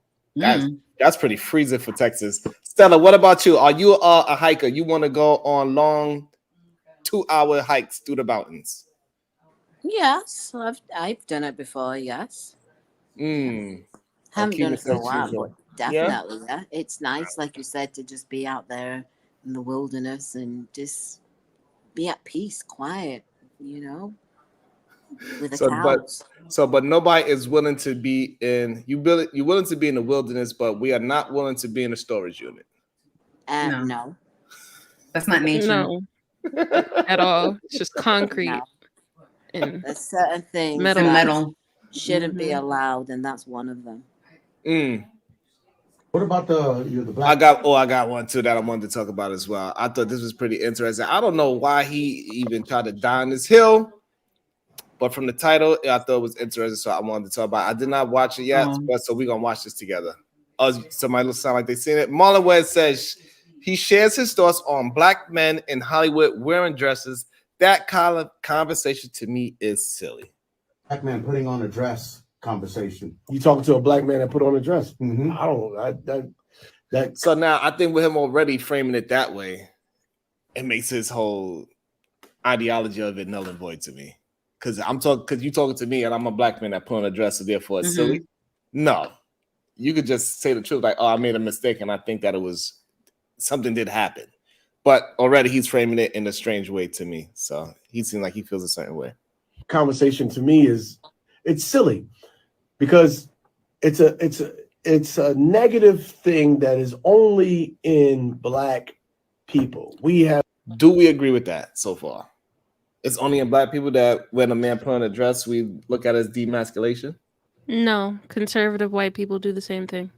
But do we consider them less masculine when they do it? No, because I separate entertainment from reality. Most of these men in reality aren't cross-dressers. They're doing it because it's a part in a movie or a show.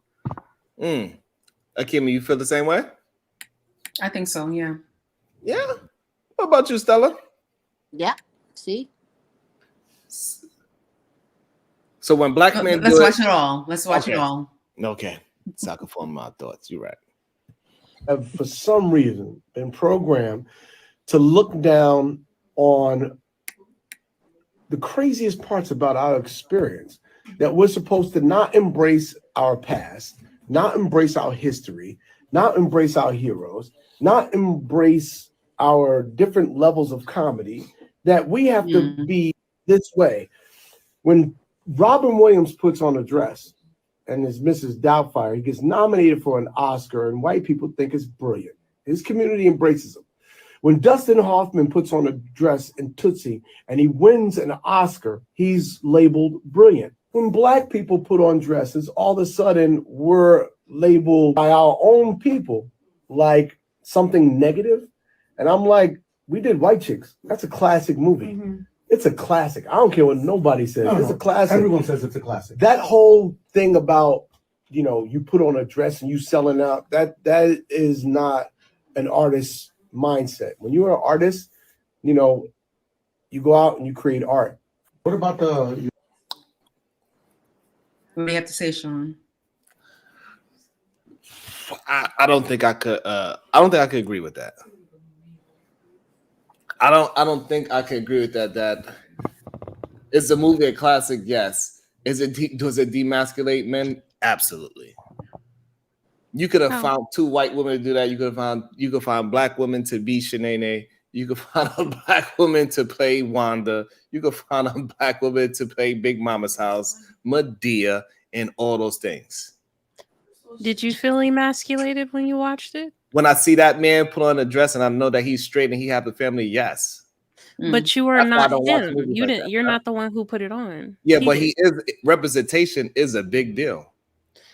I feel like this is a problem when you try to idolize celebrities, because then you kind of project what you think they should live their life as, rather than considering they're just their own human being. You two are separate. What they do doesn't make you any different. That's absolutely not true. Entertainment absolutely shapes, affects the way how we look at ourselves. And we see strong black positive men on screen and on this 20-foot big black man doing all this prideful things. It makes you feel good about yourself. That's why people get emotional when they see movies. Yeah, because you're idolizing that Sometimes person. People, it's not about idolizing, it's about seeing yourself within a movie. So if I see somebody and I keep seeing these men that look like me playing feminine roles, it makes me feel a certain way. It makes me want to rebel against that. Absolutely. So question, why are you watching it? If that's how you feel, why are you watching it? It's there for other people that don't have them sort of feeling. And if you need to have that masculine action or whatever it needs to be, just watch that then. Why are you watching it? Because I can't escape it. What do you mean you can't escape it? Because even if I don't watch the movie, I know that it's existing. It's going to be on my social media somewhere. I'm going to see somebody saying something about a black man putting on a dress, a black man acting feminine, a black man putting on a wig, he's putting on makeup. Magic Johnson's son, he's not in any kind of movie or anything like that, but we still see him. Yeah, but he's not an actor. He's not playing a character. He's there's someone who is having a lived experience, and then there's people playing a role. Most of the time it's comedic. But in the case of Holiday Heart, it wasn't. It was drama because he was like a drag queen. But you know, I wanted to like hear what you had to say about it, because I know that it's a big conversation amongst the men. And I know that, like, you know, white conservatives do, like Jay was saying, you know, white conservative males participate in the conversation. A lot of black men have opinions about this conversation. And I think that, like, the conversation, I'm not a black man, so I can't speak for the experience of black men or like what the concerns and the issues are specifically for black men. But I think it's fascinating because this is something like nothing's new under the sun. Like in terms of actors playing roles, this is something that has been going on since the beginning of, you know, show business. And I don't think the conversation is right or wrong. I just think that it's an opportunity for people to get to really interrogate why they have an issue with it in the first place, outside of because it's not masculine. Like, this is really an opportunity for people to dig deep, particularly men, black men, whoever is finding issue, whoever's taking issue, like, you know, get into like what it is. And I'm not talking about explaining or defending. I'm talking about like what, like you just said, when you watch a character being played, there's something about that character being played that doesn't sit well with you. It doesn't resonate. Right. It's like when I watch Django, right? I see Django, even though I don't think I look like Jamie Foxx or anything like that. Right. But when I'm watching it, I'm like, it brings out a fighter spirit in me. Like, yes, we can go and fight this shit together. We could go ahead and keep moving. It brings a certain kind of attitude out of me. It's not me ideologizing Jamie Foxx or the character, but the whole image of him, it can live in my brain and it can make me move in a more positive way. So when I see somebody like move themselves in a way addressing they are not being how a positive male should look, it affects me. But in that regard, what about, Training Day? What about New Jack City? What about all the stories that depict Black men as criminals and this and that and the other? Like, is that a positive depiction? Yeah, because America is built off of criminals. So a criminal. Maybe it's a popular depiction, but not necessarily a positive one. Because I don't know what's positive. Nah, criminal is definitely a positive depiction in America. Help me understand, please. Because almost everybody that is what America look at it. We are looked at as the gunslingers and all these type of things, and we rebel against things, and we willing to fight for the good. A lot of somebody that is in civil rights on one side, that person is a goddamn rebellion, but he's also a criminal as well. Harriet Tubman running away is a rebellion. She's a criminal, but yet we revere her. So a lot of times criminals, I think whenever we say criminals, we only look at a drug dealer instead of looking at Nelson Mandela. He's a criminal too. I know, but that's a different conversation in different contexts. That's how you might look at it, but I look at it. He's a criminal. I understand that, and that's not to invalidate what you just said. What I'm saying is that I was very specific regarding the characters that I pointed to. Homeboy from Trading Day, he was not a freedom fighter. He was a terrorist and a tyrant. Nino Brown was not a freedom fighter. He was a terrorist and a tyrant. And interestingly enough, Nino Brown's character was based on, what was it? Was it Frank White, maybe? Sorry, Lucas. He said that he was, that he was loosely based on a real character, very successful drug dealer in Harlem. So like how you look at those characters as possible terrorists, most men do not look at them as terrorists. Right. So I want to get into what's the distinction? Like, why is it? Those are heroes. Really? Yes, those are not terrorists. The same way how Scarface was a hero, those are our heroes. So drug dealers, gang members, yes, deleters, yes, they're all heroes. At one point, yes. At one point, really? Yes. You can believe it or not, yeah. Oh, okay. I don't agree, but okay. At what point was this then? You could tell by how our fashion changed. You could tell how our names changed. A lot of people, we got people that's named Nino Man. Who is he named after?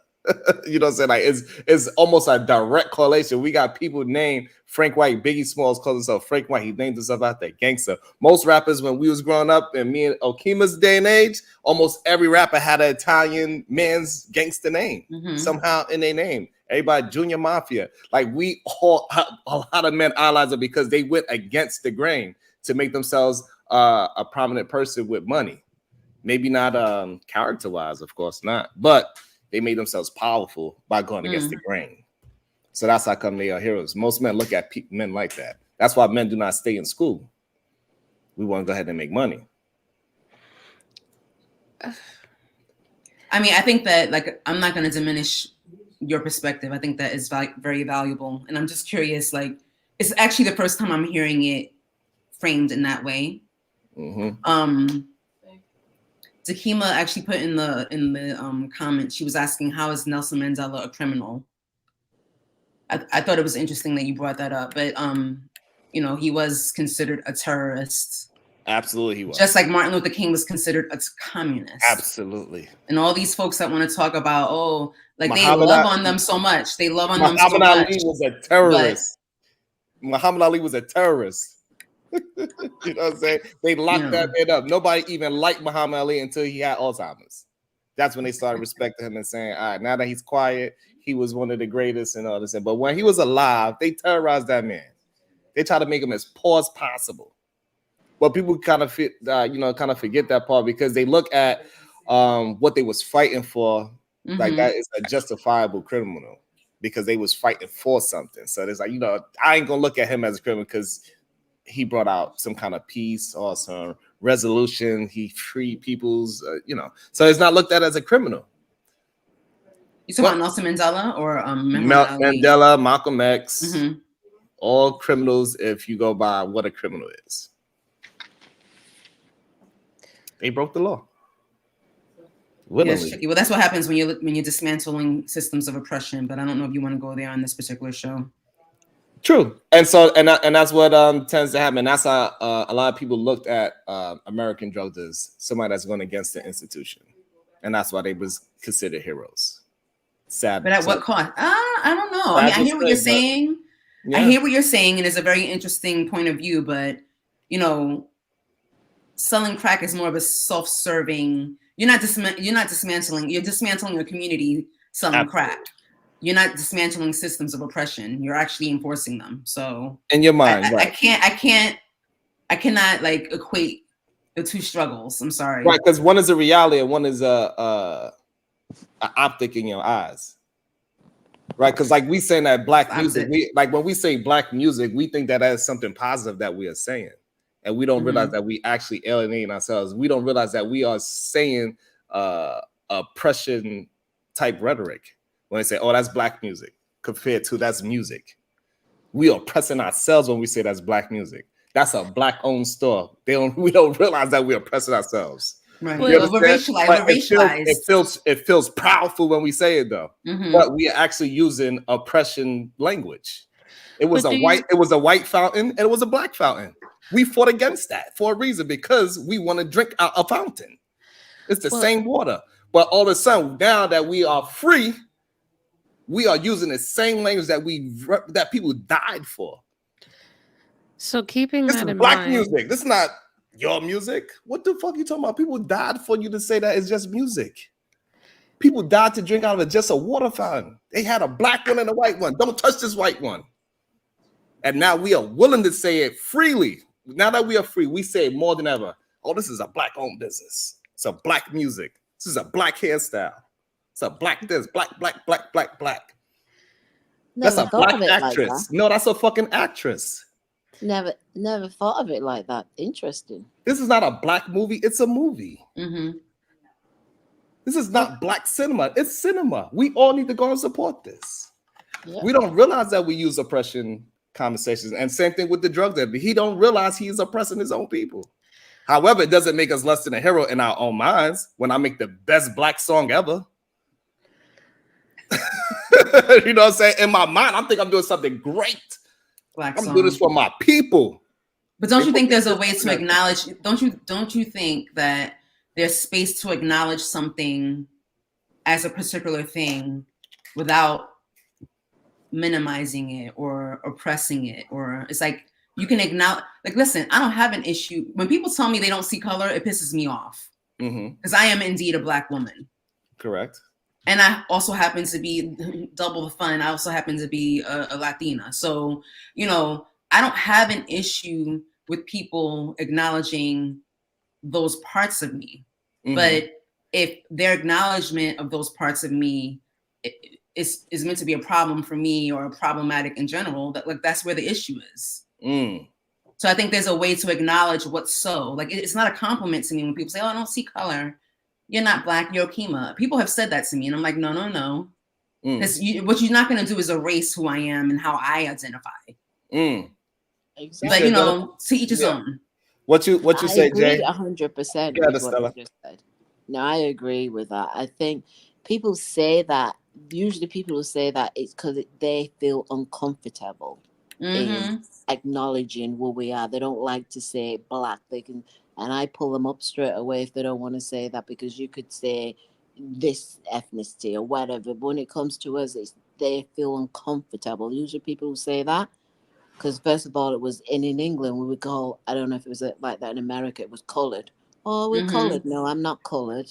If anything, you're colored. I don't go pink, blue, brown, green, or whatever. Do you know what I mean? And then you're calling me colored.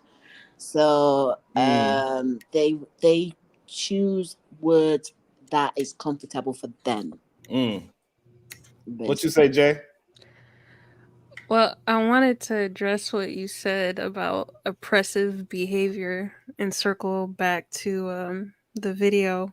Mm-hmm. So, when you're saying that the role that he played was emasculating to black men, don't you think that's kind of oppressive for him? Like you're oppressing him and his creative abilities and him and defining his idea of what being a man is? No, Why? because we got to have a standard, and we got to be in one sync on that standard. Okay, but shouldn't the standard be that men and women are capable of having feminine and masculine behaviors within themselves? Yes, and one of the behaviors is not to dress as a woman and disrespect women. Dressing up as a woman, you are taking a woman's job. I don't think so, because women can wear suits, we can wear pants, we can wear the same things that men wear. So Mm-hmm. I But mean, where he wasn't just wearing a dress, he's also wearing makeup. He's also wearing lipstick. He's also wearing a wig. He's also changed his voice. He also changed his mannerisms. He changed his whole being. that's what actors do for their roles. Correct. And it doesn't make it any less demasculated because he changed himself from a man to a woman on screen. And we got to have a standard. We got to have some kind of man standard that no, we are going to, when we are doing a role, we are doing it with excellence. But that standard is never existed. Men have been playing female roles since ancient Greek times. See, So that's never been a standard. So that's not true, because in this time, it has been said, Denzel Washington made a standard. That's part of. He absolutely said, "I'm not going to play the role of the nigga that never dies, because I know once I play that role, I'm going to always have to play that role."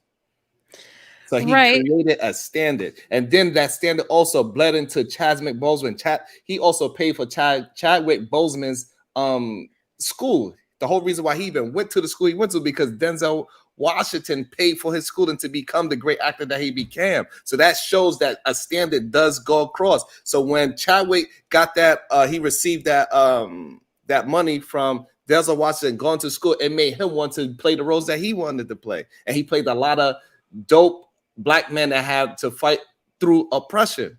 So he created two actors just by Denzel being the standard. He created a Chadwick Boseman. I think just for him just being strong and powerful in every movie we see him in. I think when it comes to art, every aspect of life deserves to be seen and heard. I don't think putting standards and confinements on art will allow that to be possible, because that's the whole reason art exists, to give voice, to give a voice, or to give an image or an idea to a person's creativity. And if we're just going to put a standard on everything artistically, then that's literally, it's putting a chokehold on someone's creativity. I don't think that's right. I disagree, and the reason why I disagree on that is going to put a chokehold on people's standards, because if they was doing a movie on a man that lived his life as that, they're not going to understand. But you playing cops that had to play undercover cops as two white women, that is a problem. You don't have to do that. Agree to disagree. You know what I'm saying? That part you don't have to do. Martin Lawrence didn't have to be a 60-year-old black woman acting the way how he is acting, producing more stereotypes of a black woman. When most people do not have a grandmother that act like that. Most people do not have a grandmother that act like Medea. Most people don't have grandmas act like that. But that's the stereotype that they put on us, and they put it in our face like this is how we act. Most people do not know a Shanae. Most people do not know Wanda, but they put our black men in those roles to play the worst of our women. But do most people know? They would never put a man to go play Michelle Obama. But most people don't know pimps. Most people don't know Bloods and Crips. Most people don't know drug dealers. Most people don't know deleters and serial deleters. And yet those are depicted by all different kinds of races. So the difference is those people exist. There are cross-dressers that exist. So then if you had a movie about a cross-dresser, I could understand it. Okay. Agree to disagree. I give up. But not somebody that's saying that we're gonna make a movie, a comedy movie, we're gonna play undercover cops and we gotta play as women or an old black lady to crack this case. No, absolutely not. That doesn't happen in real life. It doesn't happen where a man detective, he said, you know what, I think if I dress up as a woman, I could infiltrate this drug deal. Absolutely not. Fair enough. So that's my only issue with it. I don't know if you was able to follow, but did you catch any of that? You're asking me? Of course. I was listening. Okay. I had my earbuds in. I just wanted to say, whether I know you're not going to agree with it because you made your point very clear, but that was the joke. Like that was part of the joke of the movie. Mm-hmm. It's like they had to. It was the ridiculousness of two big men, going as far as they went. And it's like some people like the joke, some people don't. But the joke, that was the joke. They were the joke, that they would go undercover in complete drag as big black men, as white women to solve the case. You know what I mean? Like that was actually like, it wasn't frivolous. It was part of the story. So I don't know. I find it very, very interesting. You know, I love you dearly. And I just find it very interesting that, you know, your point of view regarding gangsters and how they're played and how they're viewed as heroes. Society, yeah. And I get it. Like, I mean, people love a good Scarface movie. There are children who have been raised on Scarface. I don't understand that because I remember seeing that movie as a kid and being scared as hell. Yeah, because most men look at those characters like the Training Day character and Nino Brown and Paid in Full. Those are heroes. Those people that went against the grain, they didn't go get a 9 to 5. They went against the grain and got money. Got the same vehicles that the white boys drive as the lawyers and doctors. Yeah, but it didn't turn out turkeys. So optic wise, it looked great. But now when we put back the onion, we understand that was all part of the game to make it seem like those 5 men that, you know, survived and made some money, but it really tore down the community. Right. So now we know what the onion really looks like. But at the time, we thought that was absolutely the greatest thing smoking. Right. We had no idea. We had no idea we was doing what the oppressor wanted. Like we had no idea that calling hip hop black is keeping hip hop down. Actually, saying that I have a black business is actually keeping it down because it's other people from coming to it. And I love that. I appreciate that point that you made in regard to like the term being used as oppressive. And we happen to be black people in a racialized society. Yes. We are racialized. Our bodies are racialized as black people. Correct. So to walk around like, well, we're not going to say the B word. We're not going to say the B word. Like that's it's unbelievable. You can't do that. Yeah. But it doesn't mean, yes, I am black as hell, but it doesn't mean that I'm less than, and it doesn't mean that I'm going to put myself up against whiteness to measure my value either. Exactly. So as soon as you say I'm a black actor, it's a wrap. You're done. You don't even realize what you did to yourself, but you just did it. But everybody knows that you're a black actor. That's what I'm saying. Like, why not say it? Why not just say I'm an actor? You can't put you can't put me in that box. You put me as a box as a black actor. Now it takes away about how many roles? Just by saying I'm a black actor, it takes away how many roles? I can't even audition for some roles because I label myself as a black actor. And so if we stop calling ourselves black actors, then it will force Hollywood to say that this was supposed to be a white man or a black man. No, it's supposed to be a man.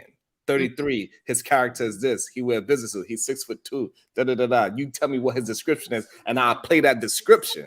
Unless it's a historic movie. I agree with that. And like I said, I think there's a way to acknowledge something and not have it be an oppressive force in your life. That's all.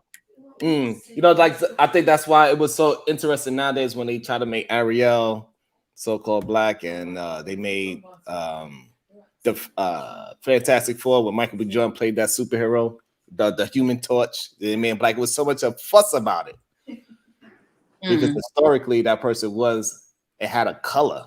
So once we start telling ourselves that we are black this and black this, they Hollywood have to change their whole rhetoric and say that no, we just need an actress, and it opens up more doors for us. To be honest, I hear you. At least that's what it looks like to me. Yeah, I think from a business perspective, you're on the money with that, because if you're someone, if you get paid to do a job, you're not gonna. No one in their right mind is gonna limit themselves for the job. But again, it's the layers. It's a lot of layers to it. Because like even when they do the whole what is it called? Affirmative action. We want to find it out. It didn't affirm anything for us. They still took advantage of it for them. So even though people think that it works in our favor by saying, "Oh, it doesn't," it actually gives us less options. But the oppressors are smart. I'll say that. To say the least.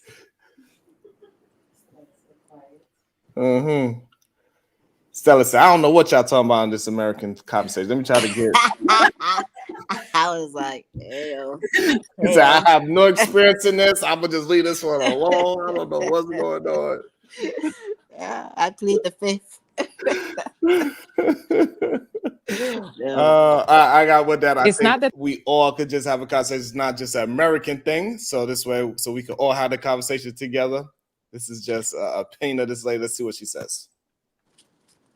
they're telling you cannot express your emotions. You expressing your emotions is absolutely fine. It's the way that you express your emotions that's the problem. You have to understand that when you have outward aggressions or you have anger outbursts and things like that, that kills trust and safety in the relationship and with that person. I can't trust you to navigate your anger in a healthy way. I can't trust you to cope with that anger in a healthy way without it being turned towards me, or I don't know exactly what the expression is going to be, which is why it's so important that you understand how to cope and self-soothe and manage the emotion that you're experiencing.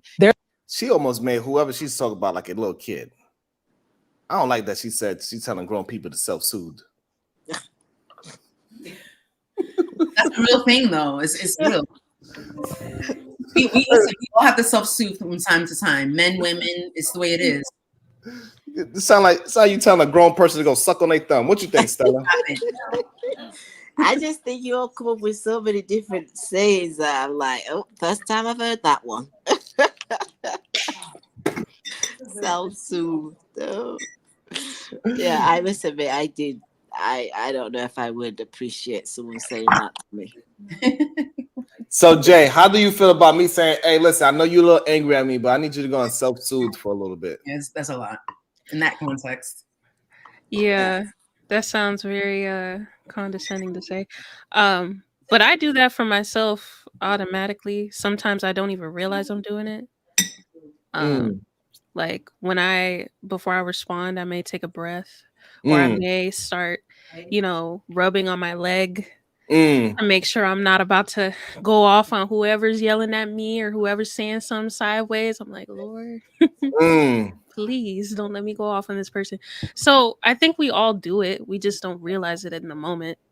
That's true. You do it a lot, Sharon. Yes, I do. I have to self-soothe a lot when I'm having these conversations sometimes. Yes.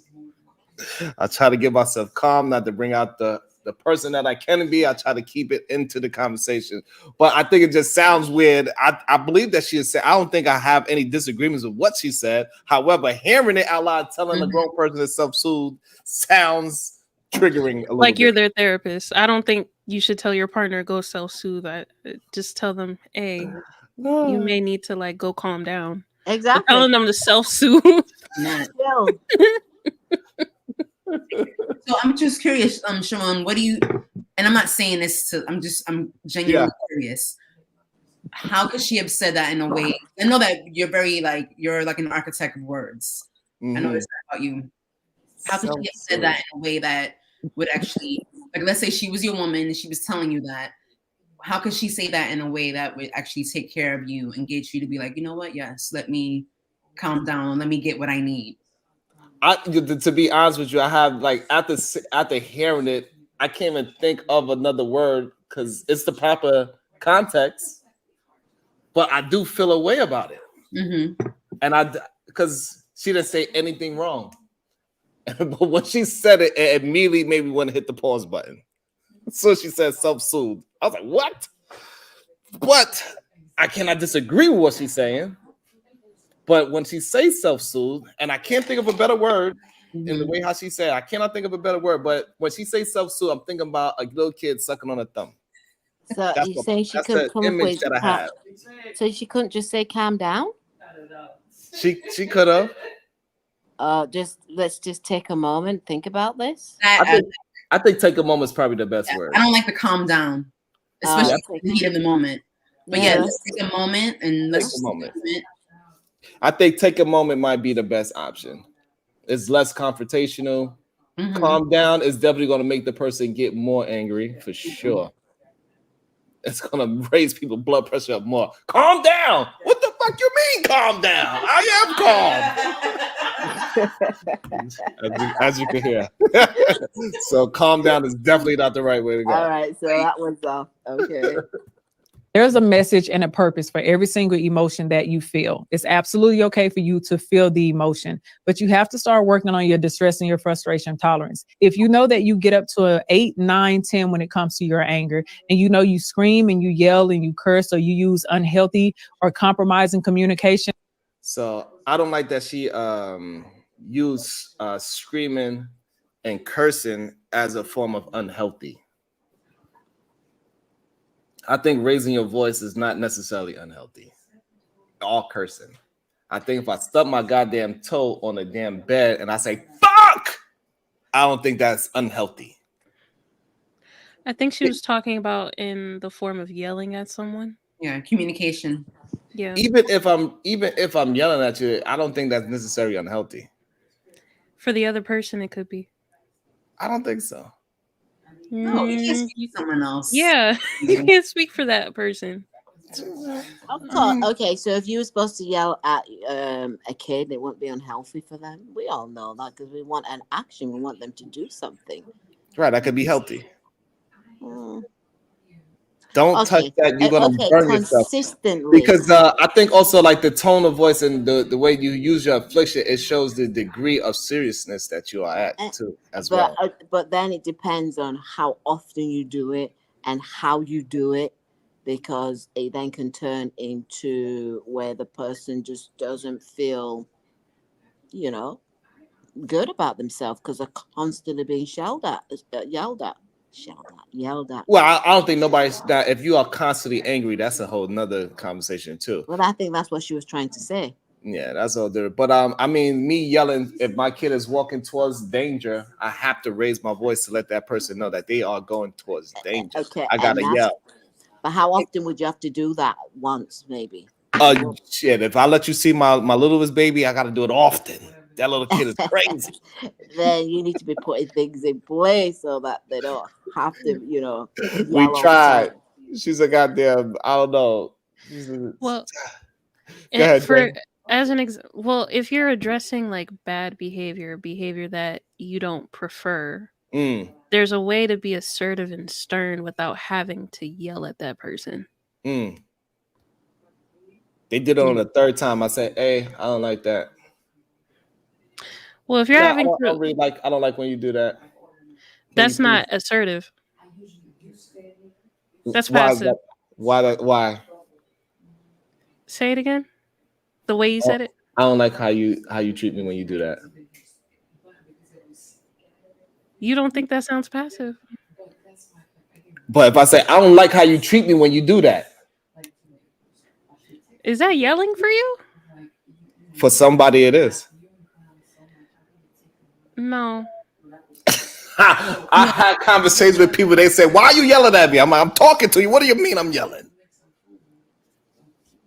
People have a very interesting context for yelling. Yes, I hear because you know why they use it a lot. They yelled at me. You yelled at me, and it's just like, if someone's telling me a story about an exchange they have with someone else, and they're like, "Well, they yelled at me," and I'm like, "Oh, I got yelled at," and I'm like, "Well, did they yell?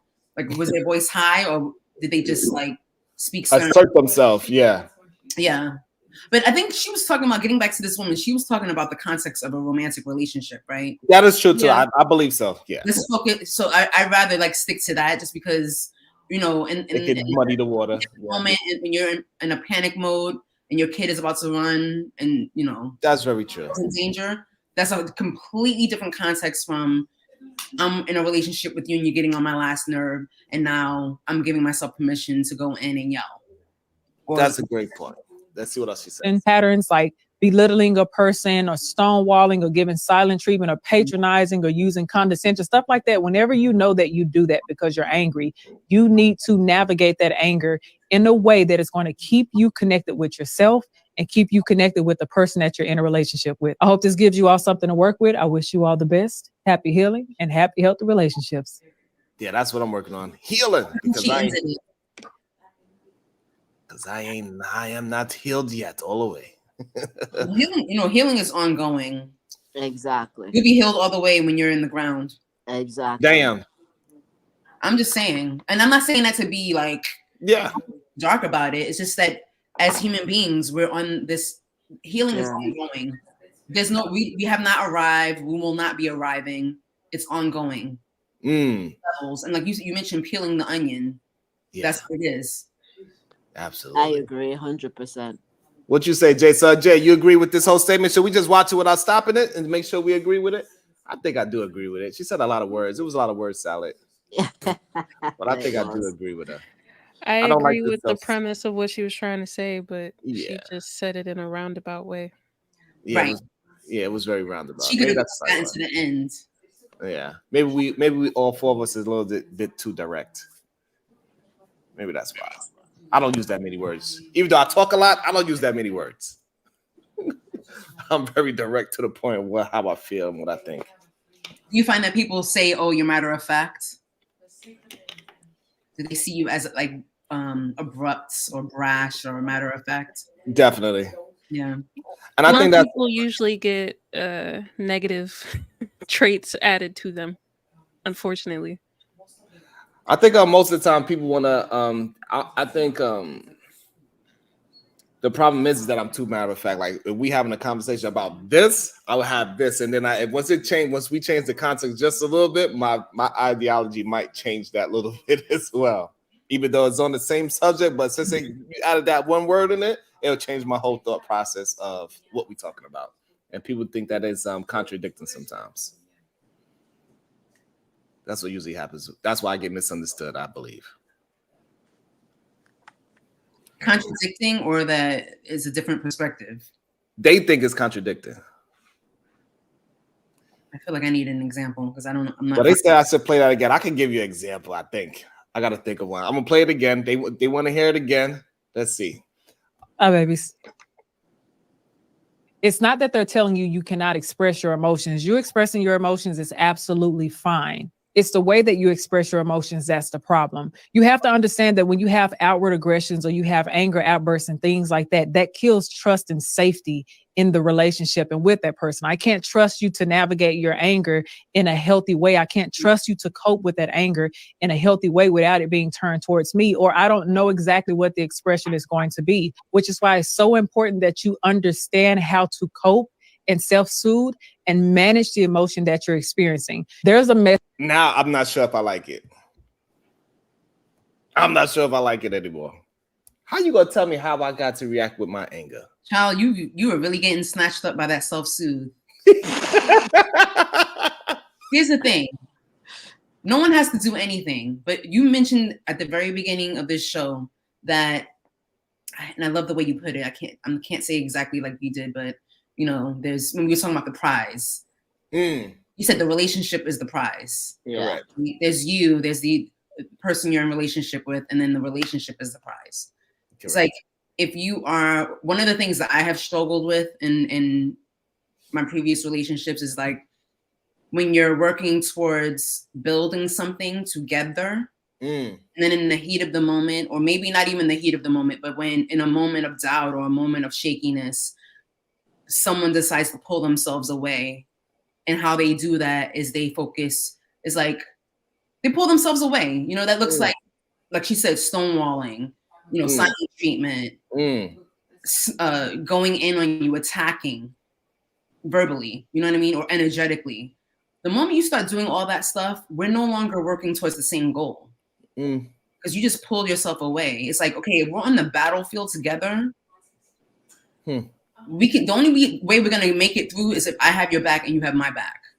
The moment you're like, well, you know, you don't trust me to have your back, we're doomed. That is 100% true. So, you know, communication is key in everything. It really is. And that's self-soothing. I don't know. It makes me want to. Every time I hear it, it makes me want to stop the video. So she said it. It doesn't work for you, and that's fine, right? So if you can't, I know that Anya's not going to use that term, but like you can't be in a relationship with someone who's going to use a term like that. Yeah, that's true too. That's very true. Sharon, you need to go and self-soothe somewhere. What? This thing ain't going to suck itself. You better come over here, woman. What? Absolutely not. Self-soothe. What you mean, ma'am? Message and a purpose for every single emotion that you feel. It's absolutely okay for you to feel the emotion, but you have to start working on your distress and your frustration tolerance. If you know that you get up to an 8, 9, 10 when it comes to your anger, and you know you scream and you yell and you curse, or you use unhealthy or compromising communication patterns like belittling a person or stonewalling or giving silent treatment or patronizing or using condescension, stuff like that, whenever you know that you do that because you're angry, you need to navigate that anger in a way that is going to keep you connected with yourself and keep you connected with the person that you're in a relationship with. I hope this gives you all something to work with. I wish you all the best, happy healing, and happy, healthy relationships.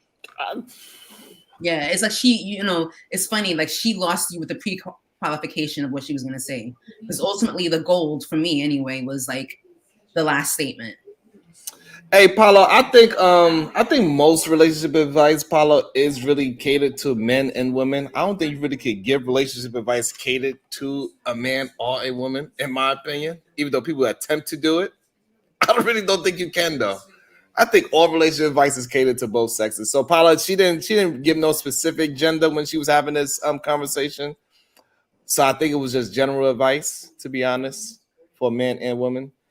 But I don't think you can really give a gender-specific relationship advice. People do it all the time. You kidding? They do it.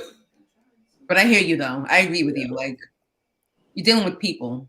Yeah. What you think, Sarah? You think you could give a gender-specific advice? No, because we all experience it, you know, either way, men and women. So, I'm trying to think. What can I actually say that is a male-specific relationship advice? Communication is not. Showing love is not. Empathy is not. Compassion is not. I don't know. I can't really think of one that is just really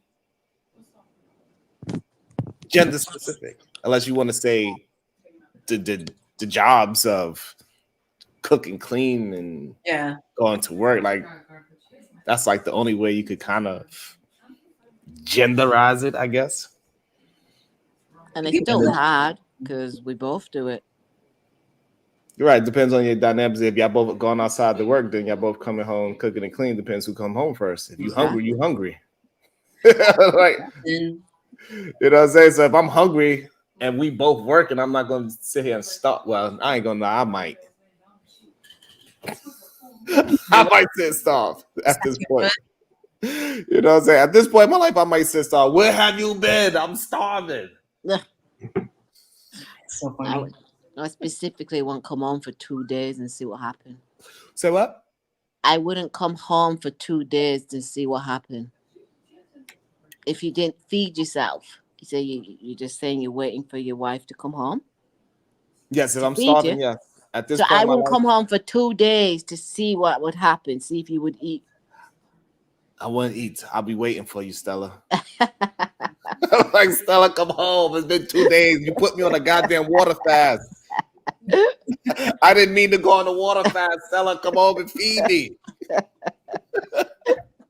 Paulo Fessa, he says, how the fuck is someone going to navigate something they're already incapable of? True. I mean, they have to learn. And sometimes as a partner, you definitely have to teach your partner. Mm-hmm. So when they get angry and they doing something to you that is a boundary for you, as in gaslighting, stonewalling, like, hey, every time we have a conversation about this, you give me the silent treatment. I do not understand what are you going through, and I need to understand so this way this conversation don't keep coming up. I'm gonna give you your time because I understand silence is a way how you self-soothe.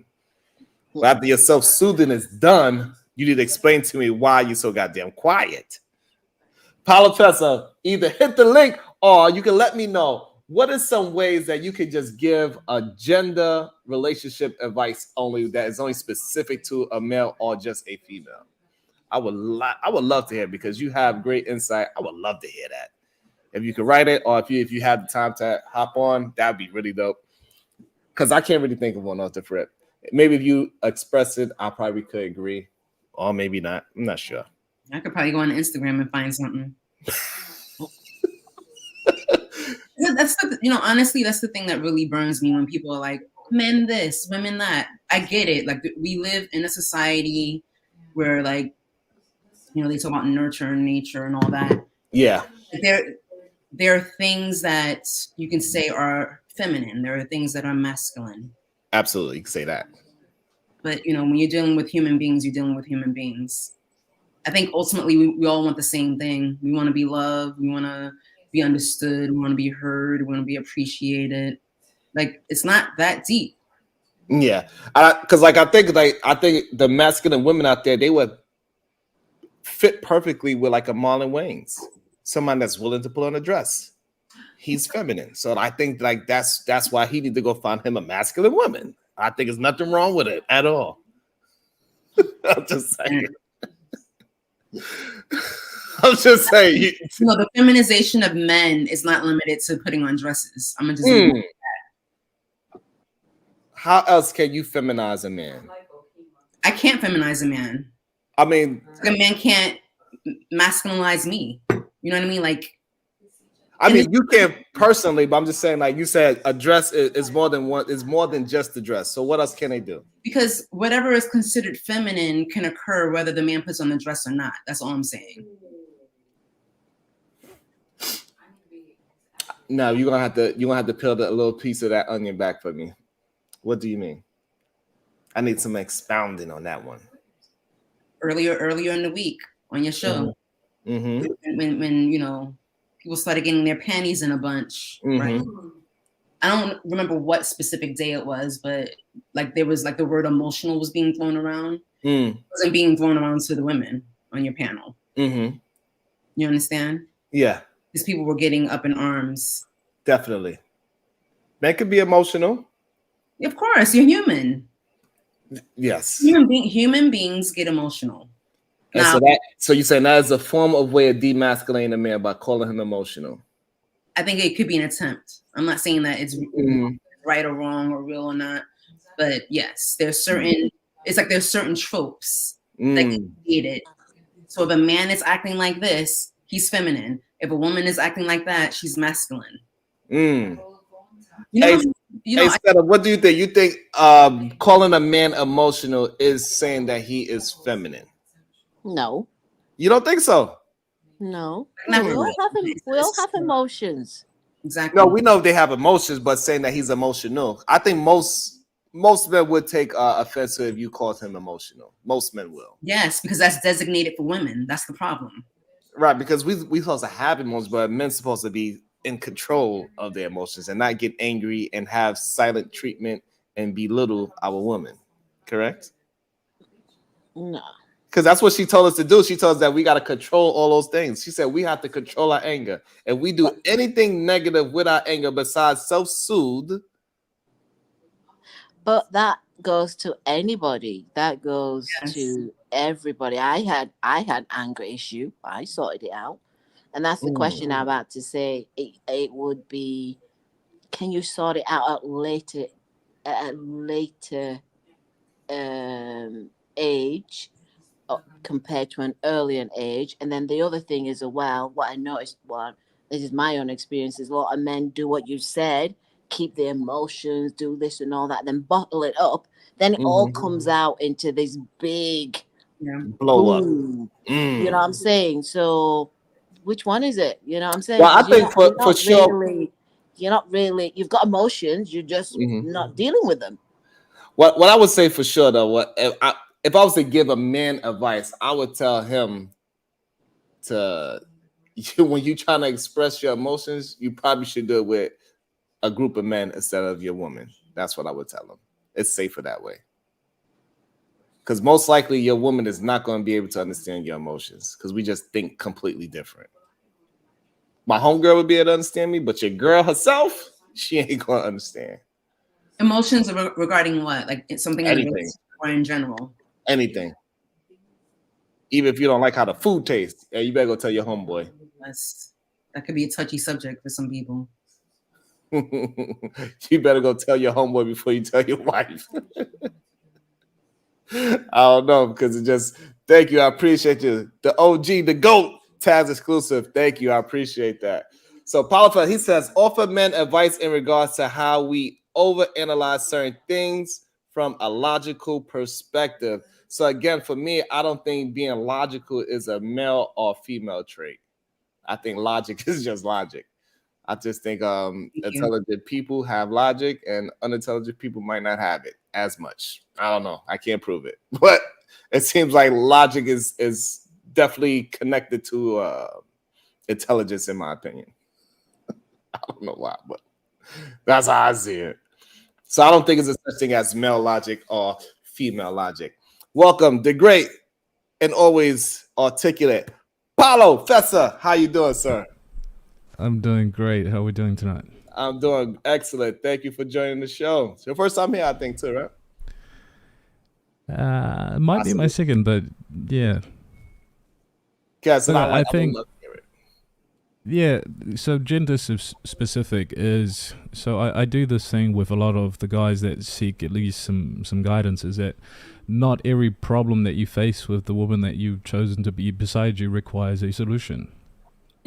So our ability to be a fix-it always can be detriment in some of the conversations that we have at where emotions are involved.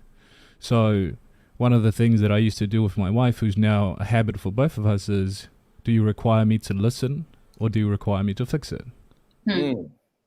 And whichever your decision may be, you cannot demonize me for offering which one we've decided upon. So that's a very specific to us. Why you just can't listen? That's what she's going to say. That's it. That's what she's going to say. Because she's emotional at the time. She's angry. She just blurting things out. But I agree with you 100%. I think I had that conversation plenty of times on this panel, actually, that men need to stop trying to fix your woman. Like, you should have found a woman that is pretty whole in the first place. She doesn't need fixing. She needs understanding more than anything. Most of the time when somebody's venting to you, it's not for you to fix it. Most of the time, people say the actual solution as they talking. They just did that. Hear themselves say it and see somebody else say, oh, that is a good idea. And they get that recognition, then they figure it out themselves. So most people do not need fixing. So I agree 100% on that. But that might be gender perspective. Yeah, that might be.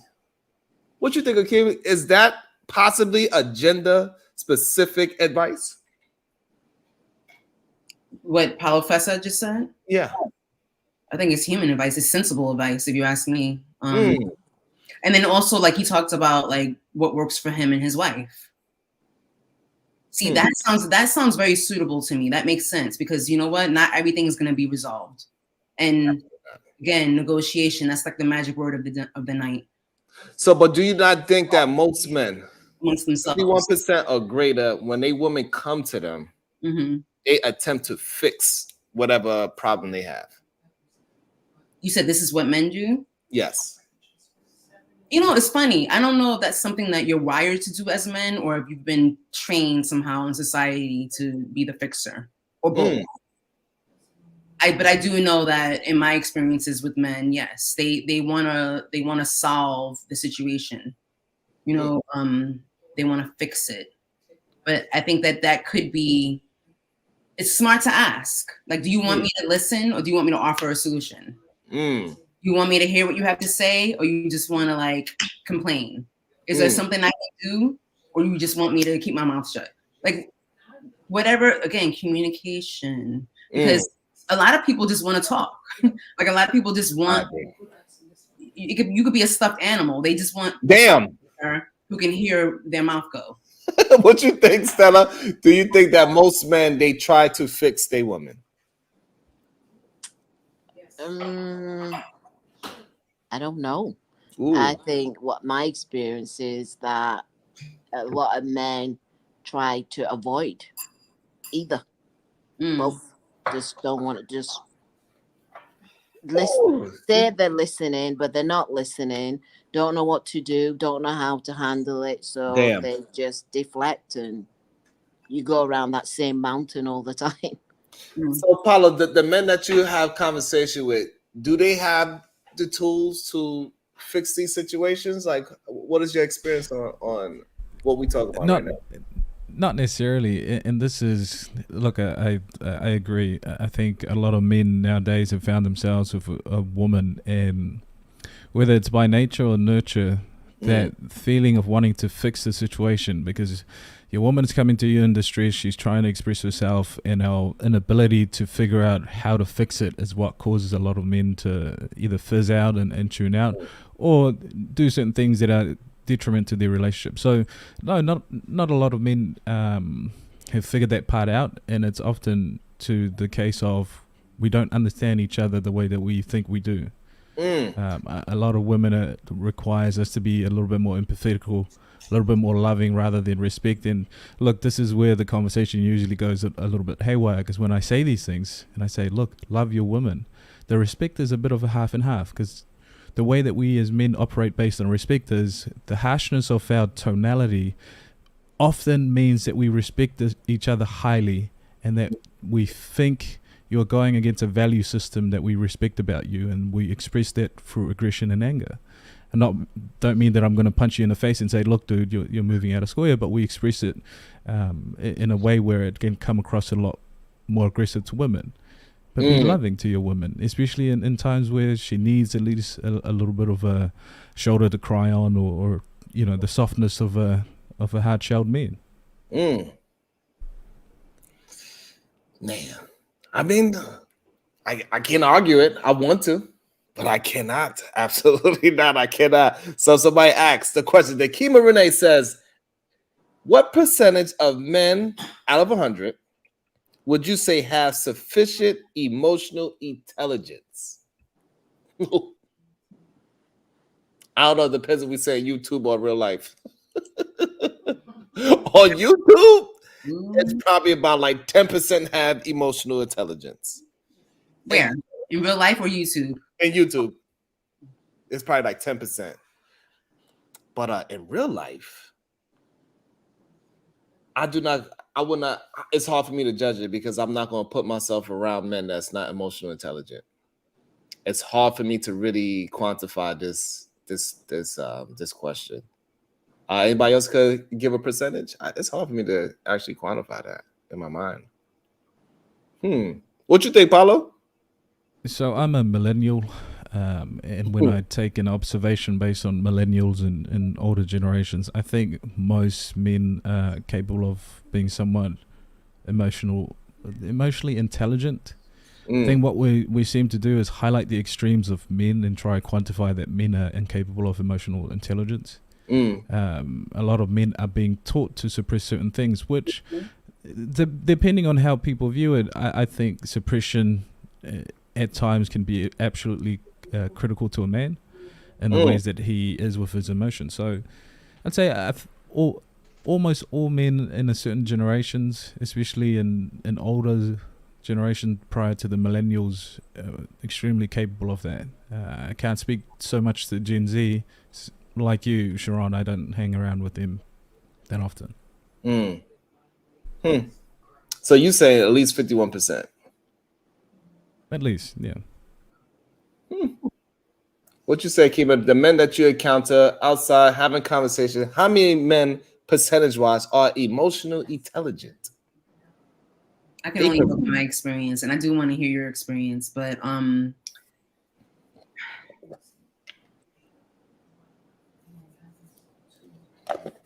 how many men you found that could read a room? Oh, please. I mean, I know plenty of men that could read a room because it's based on, regardless of how they came up and their background, it's a survival thing. And it doesn't take much. You just have to be grounded. You know what I mean? Like you have to be a grounded human being to be able to walk in a room and read it.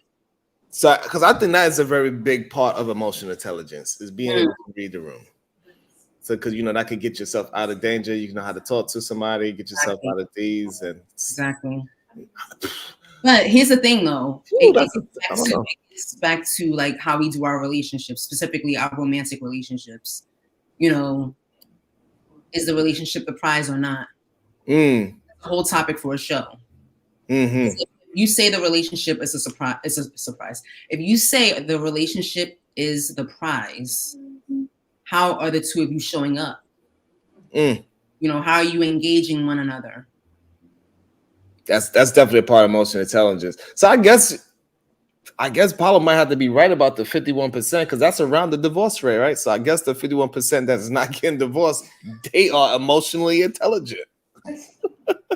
Yeah, I think what most people are conflating is the lost touch that men have with women in modern day era, where it seems like our interaction with each other has become a competition rather than look, we're meant to be together. Let's figure out how to move forward and figure out what vision we have and how successful we can be in our relationship.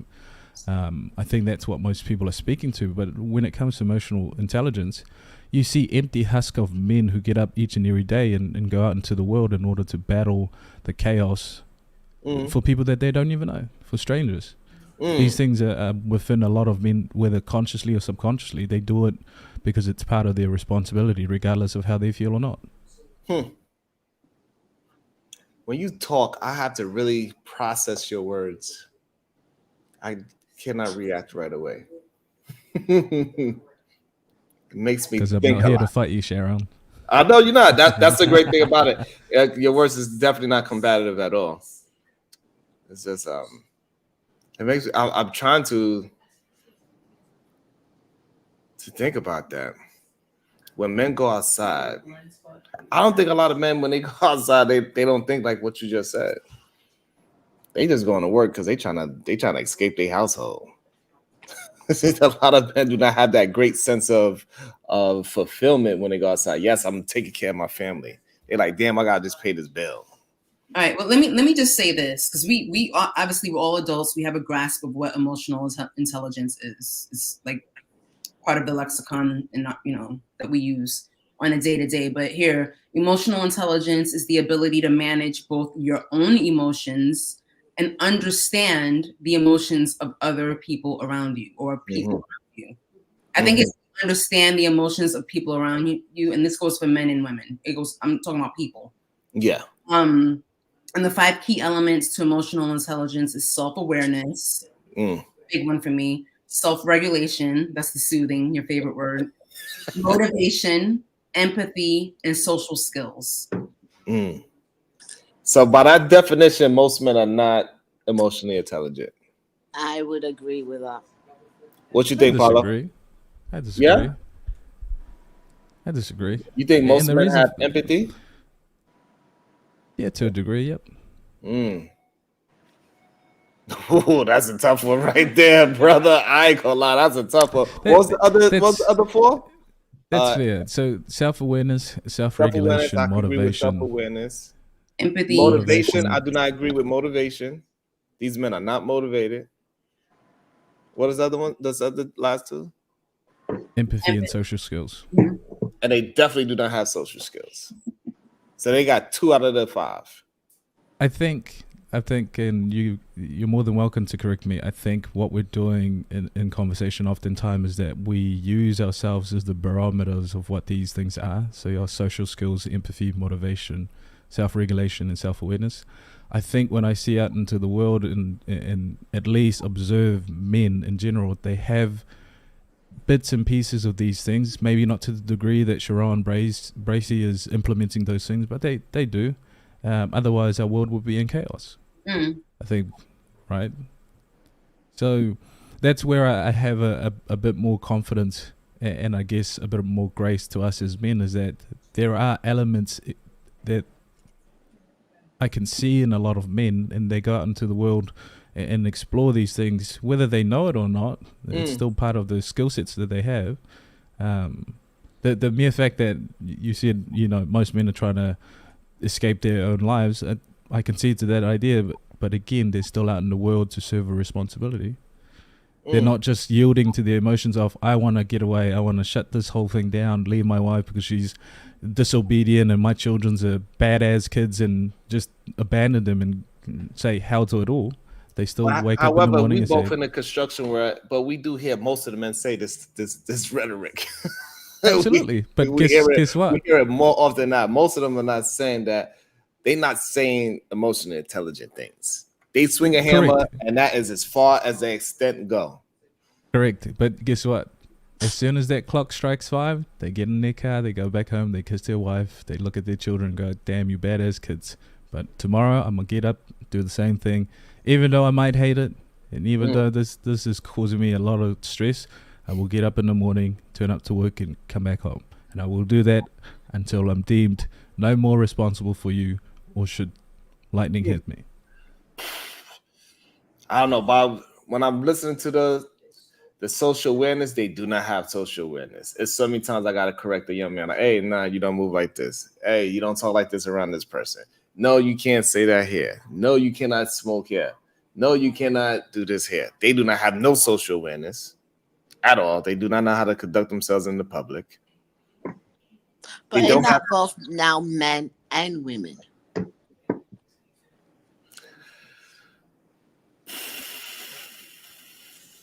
I see it more with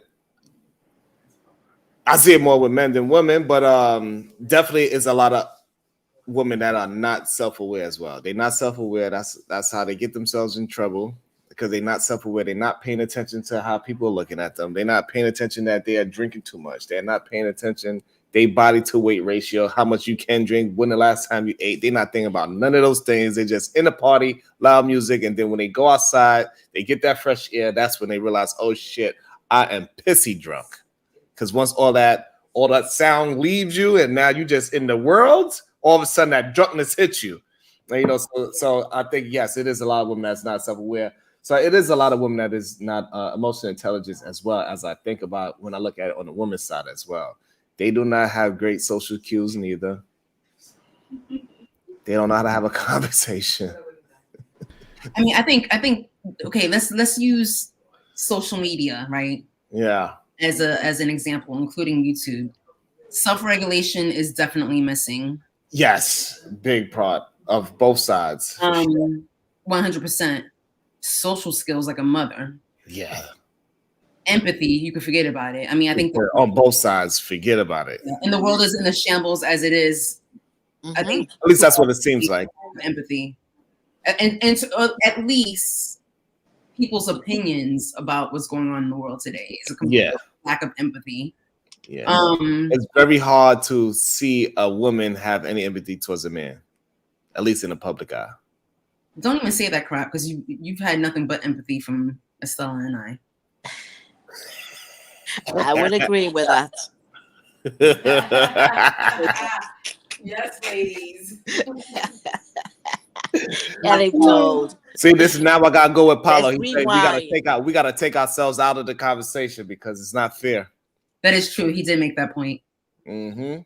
Well, I mean, listen, you have a whole platform now, so you can be the lab for the space. No, I definitely got to take myself out of it, because once I put myself in it, they're going to say I'm a one-off. I'm an exception to a rule. They'll make you talking about the women?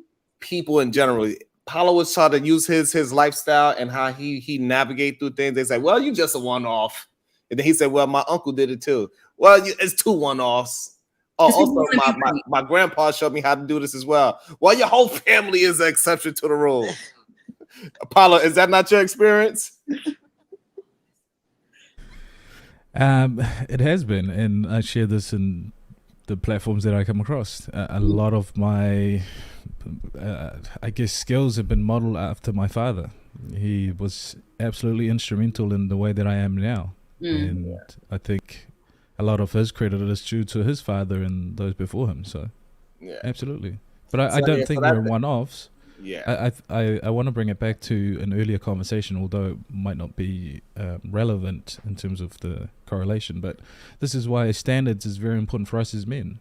There used to be a standard all across the board, regardless of where you were as a man, right? Absolutely. So we're seeing less and less of that because too many of our men have been told you have to you can explore everything and anything to your heart's desire, and that's where we're finding a lot of problems, especially with us as men. Is that where do we draw the line?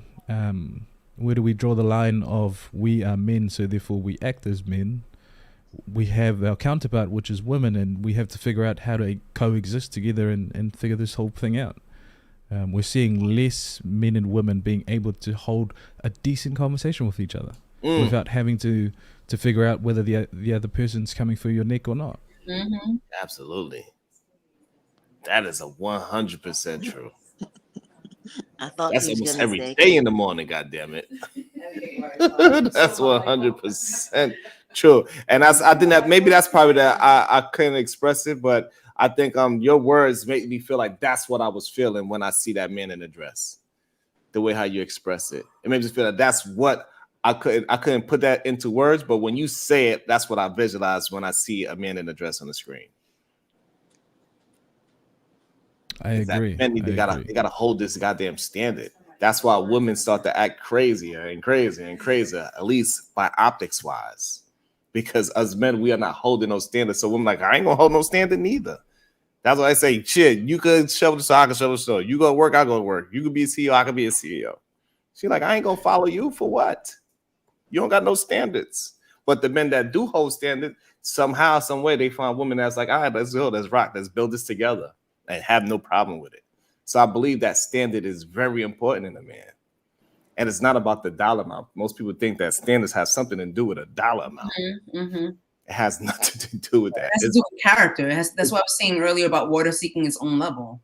Like, why do you need to, if you're a decent human being and you're very clear about how you want to engage people and be in the world and be in your relationships and live your life, why? And I'm not talking about like, YouTube and clicks. I'm just saying in real life, why would you be so concerned about the next man in his relationship or the next man and the woman who's dragging him and doing him wrong?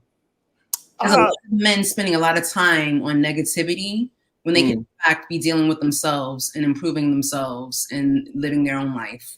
Well, also I think a part of that reason as well is that people that are of sound mind, like people like Paulo, people like myself that have their life and they moving forward, we didn't have no reason to be online having these conversations before. Usually people came on the line to complain because they had no outlet to complain. And then we started to creep into these spaces like, oh, hey, bro, why you complaining? What happened? Oh, let me tell you how you do this. And then we started to seep in more men like Paulo, myself, and other people that have success. They started to creep into these spaces of people complaining. And then I think that's where the real confidence is going. They got the people that's like what Paulo's saying is that like some people do not want to be fixed. They just want to be heard. They just want to talk about it. And then sometimes we're like, yo, but you sound like you want to be fixed because you're doing this every day. Every time I see you, you say the same thing. You have a problem that you need to fix, sir. I let you say it the first time. I ain't saying nothing. Now this is like the 10th time I heard you say it. Now I'm gonna give you a solution. I don't want to hear it no more. I like you, but you're annoying. So, and I think that's really the issue with the internet is happening, to be honest. Real people is coming onto the internet. It's not just for so-called nerds anymore. Before it was like a place of nerds. Now it's just a regular place we all hang out at. Right. And this is another reason, I'm glad that they get this experience somebody like you, because people don't believe me when I say, like, I don't deal with these kind of women that y'all be talking about. I never seen these women before in my life. I only dealt with respectable women that have logic and have sound mind, and we can have a conversation. I could have a completely platonic friend. I could have a conversation with Okima any day of the week and nothing sexual at all. You know, narrative is a narrative, and people love being right, but it's like at what cost? Like, what is it going to cost you to be right about a narrative that doesn't really impact your life to begin with? It's a lot of, I'm just saying, lots of energy. And, you know, I love what you're doing. I already told you that. I love that. It's really like a breath of fresh air because it does allow space. Like, you know, it's very dynamic. Because, you know, I'm in the chat. I see what's happening in the chat. I see what's happening on the panels. I love that there's a scope of perspectives. Yeah, it's not one-sided. People don't have to always agree, but you can respect one another. And people get to choose. It's like, you know what? You want to hold on to a tired-ass narrative? Yeah. Fine. I hope it keeps you warm at night. This, you know, you're like holding on to being right like as a blanket, and it's just like it's not going to give you anything but more bitterness. Yeah.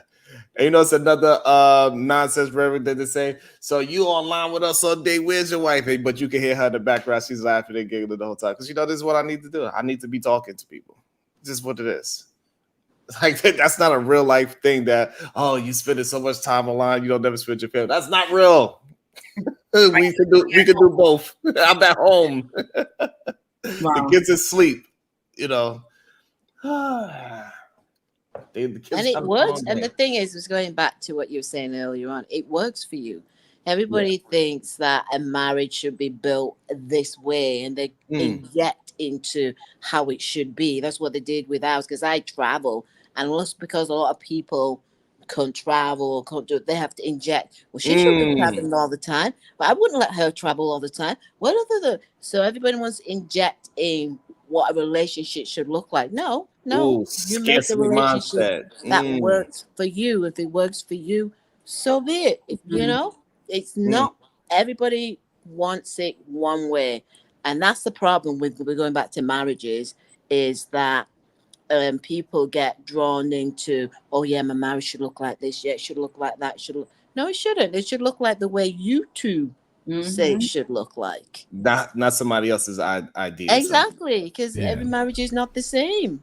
It can't be. We all individuals. Go ahead, Paulo. I think what's problematic about those conversations is that people have somewhat of an idea of what they're trying to get across, but so what people are often tied up with is the manifestations of principles. What they should really speak upon is what sort of principles and values does your relationship operate on?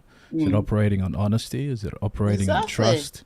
You know, on communication. So these are the values of a relationship, but people look at the manifestations of those things and judge it very highly and often confuse the two. My thing has always been, what are your values and principles? Because those are the things that will keep you true, especially in romantic interest. However you manifest that in the world will look unique, and however you dress it up will look unique. But what are the core sort of values that you align with this other person? And I think those things we have seen over time have been similar. There's a similarity between those that have long-term successful and healthy relationship that I think people just assume, it has to look the same. It looks very different, especially in modern day era. Women are working alongside their men, and those things are very different compared to 100 years ago, where women would stay home or be in certain different places, whereas the men would be outside doing all sorts of different activities. But yeah, I think that's what people who've never been in relationship and had the foresight to sit down and go, look, what is the problem with me? Why did this relationship not work, and how can I improve on the next one? And they have these platforms and they speak on, it should look this way because that's how it's going to work. Principles and values. Go back to the basics and the fundamental. Yeah, absolutely. Too many people focus on romance. Like, you know, like, nah, they don't got nothing to do with no goddamn romance. Yeah, and then the way that people define romance is just pointy. Like, conversation about romance, it goes beyond like roses and candles. It doesn't go past that. It does. I just feel like the concept, first of all, is completely made up. It's a created concept that's meant to, it serves people in a capitalistic system. Don't get me started on that. And I'm not saying, look, I got a candle right here. I like flowers. I have plants. I like, I provide the things that I like in my environment. Yeah. But for me, and maybe, call me wrong, but it's like, for me, romance looks like being able to connect with my partner. For me, romance looks like being vulnerable. Intimacy. I don't know about that vulnerable word. Vulnerable, yes. I didn't get it either, but you have to get into it. I have a problem with vulnerable. At least by the definition what it means. You do too, Paulo? I'm with you on that one. Yeah, I don't like that word at all. I do not want to be susceptible to emotional or physical harm by my partner. But vulnerability is so much deeper than that. I'm just saying that's a definition. Well, I'm gonna tell you this. I have my phone right here. I'll look it up. The other, there's another side to vulnerability. Vulnerability is not just like laying on the tracks and getting run over. There's actually like if you are in partnership with someone, it's like a roller coaster. That's probably a good example. But it's getting over a hump basically, because when you're on the other side of the vulnerability and you push through that discomfort, there's so much more available. You've been with Anya for 1,000,000 years. Paulo, I don't know how long you've been with your wife. Anyone who has had a long-term relationship understands the rewards of vulnerability. As much of a bitch as it can be, as uncomfortable as it can be, as much as none of us, and that's if you're like, I want to be vulnerable, that's not vulnerability. Vulnerability is being able to push through the thing that you do not want to do. Yes, I agree. I mean, I guess if you go by that definition and we was to say that is the definition that we're going to use, I guess I could agree with that we're going to push through and we're going to get through things, and yes. But when I look at that word and I see that definition, I do not like vulnerable and I do not like humble. Those two words, I despise those two words. What about humility? That is a better word than humble. Yes, I could deal with that. Okay. Go ahead, Paulo. Yeah, the vulnerability don't make sense to me. My woman absolutely can be vulnerable, but for me, what am I to be vulnerable about? You chose me based on my strength as a man and my ability to face adversity. I hope that those are the characteristics of a man that you chose, and those are the things that I practice diligently. Admittance of things that have moved me is not vulnerability. It's I'm communicating to you, sharing an experience with you. It no longer has a power to make me feel a certain type of way, but it's part of me connecting to you. I cannot figure out where I as a man can be vulnerable. I don't see that at all. That might be a male and female brain thing. It's possible that because just that word, it makes me very defensive. Vulnerable? No, I cannot. Okay, so let me ask you this. Are you willing to consider that vulnerable as it relates to a committed relationship, right? A partnership is not the vulnerable when you're in the street getting attacked. That's the same to me. It's being seen as being known. I know. I'll give you this example. Cats in the wild, in your home, cats, felines, they do not lay on their back. They do not expose their belly because it makes them vulnerable. Correct. You have a cat. You know what? Guess what? There are two cats here. That one belongs to my sister, one belongs to my daughter. When they're home, they go anywhere else. But anyway, when they're in here chilling, first thing they do is this. That's showing so they made themselves vulnerable because here's all their organs exposed by laying on your back because they're comfortable, because they feel safe. So it's not like I'm gonna make myself vulnerable so I can be attacked. I totally get it. Like I had a relationship. The word surrender. I don't like the word surrender. That's for suckers, right? But I've had to reimagine my relationship to the word surrender because I know I have no control over anything outside of me. I only have control over myself. So when people show their ass, if they come at me, I'm surrendering because surrender lets me know that I don't have control over what you say or what you do. You want to attack me? Attack me. I don't have to attack back. And no, it doesn't make me a sucker because I didn't attack back. That's a great point. I'm vulnerable just by being here. I've opened myself up to ridicule. I'm not saying anybody really ridicule me, You know that, like, if you have an online presence, if you're a person, you have made yourself vulnerable to the opinions of other people. So vulnerability is not always about drawing blood and, you know, being in attack mode. I'm gonna have to think about that. I like I want to ask this question. I like what you just said there. Just a consideration. We are going on a 3-hour mark. We'll have to do this again. I think I like how we did this. Maybe we could all do this again next week, and we keep building these conversations. I enjoyed it on the late nights. My first late night. I'm tired, but I'm tired. What time is it where you all at? It is 12. About to be 12. Oh, yeah, okay. Good. Unless we're on the all same time. I was like, we best be on the same time. You best. You're on the West Coast? All right, so maybe we all do this again next week, Friday, 9 p.m. I don't know. That might be something that we could consider. Let's have a conversation. I get in contact with everybody again. I believe I can get in contact with Paulo. Anybody else I can get in contact with. So we'll see y'all maybe tomorrow morning. I'm not sure. Awesome. Thank you for inviting me. Appreciate it. I love the conversation. I learned a lot.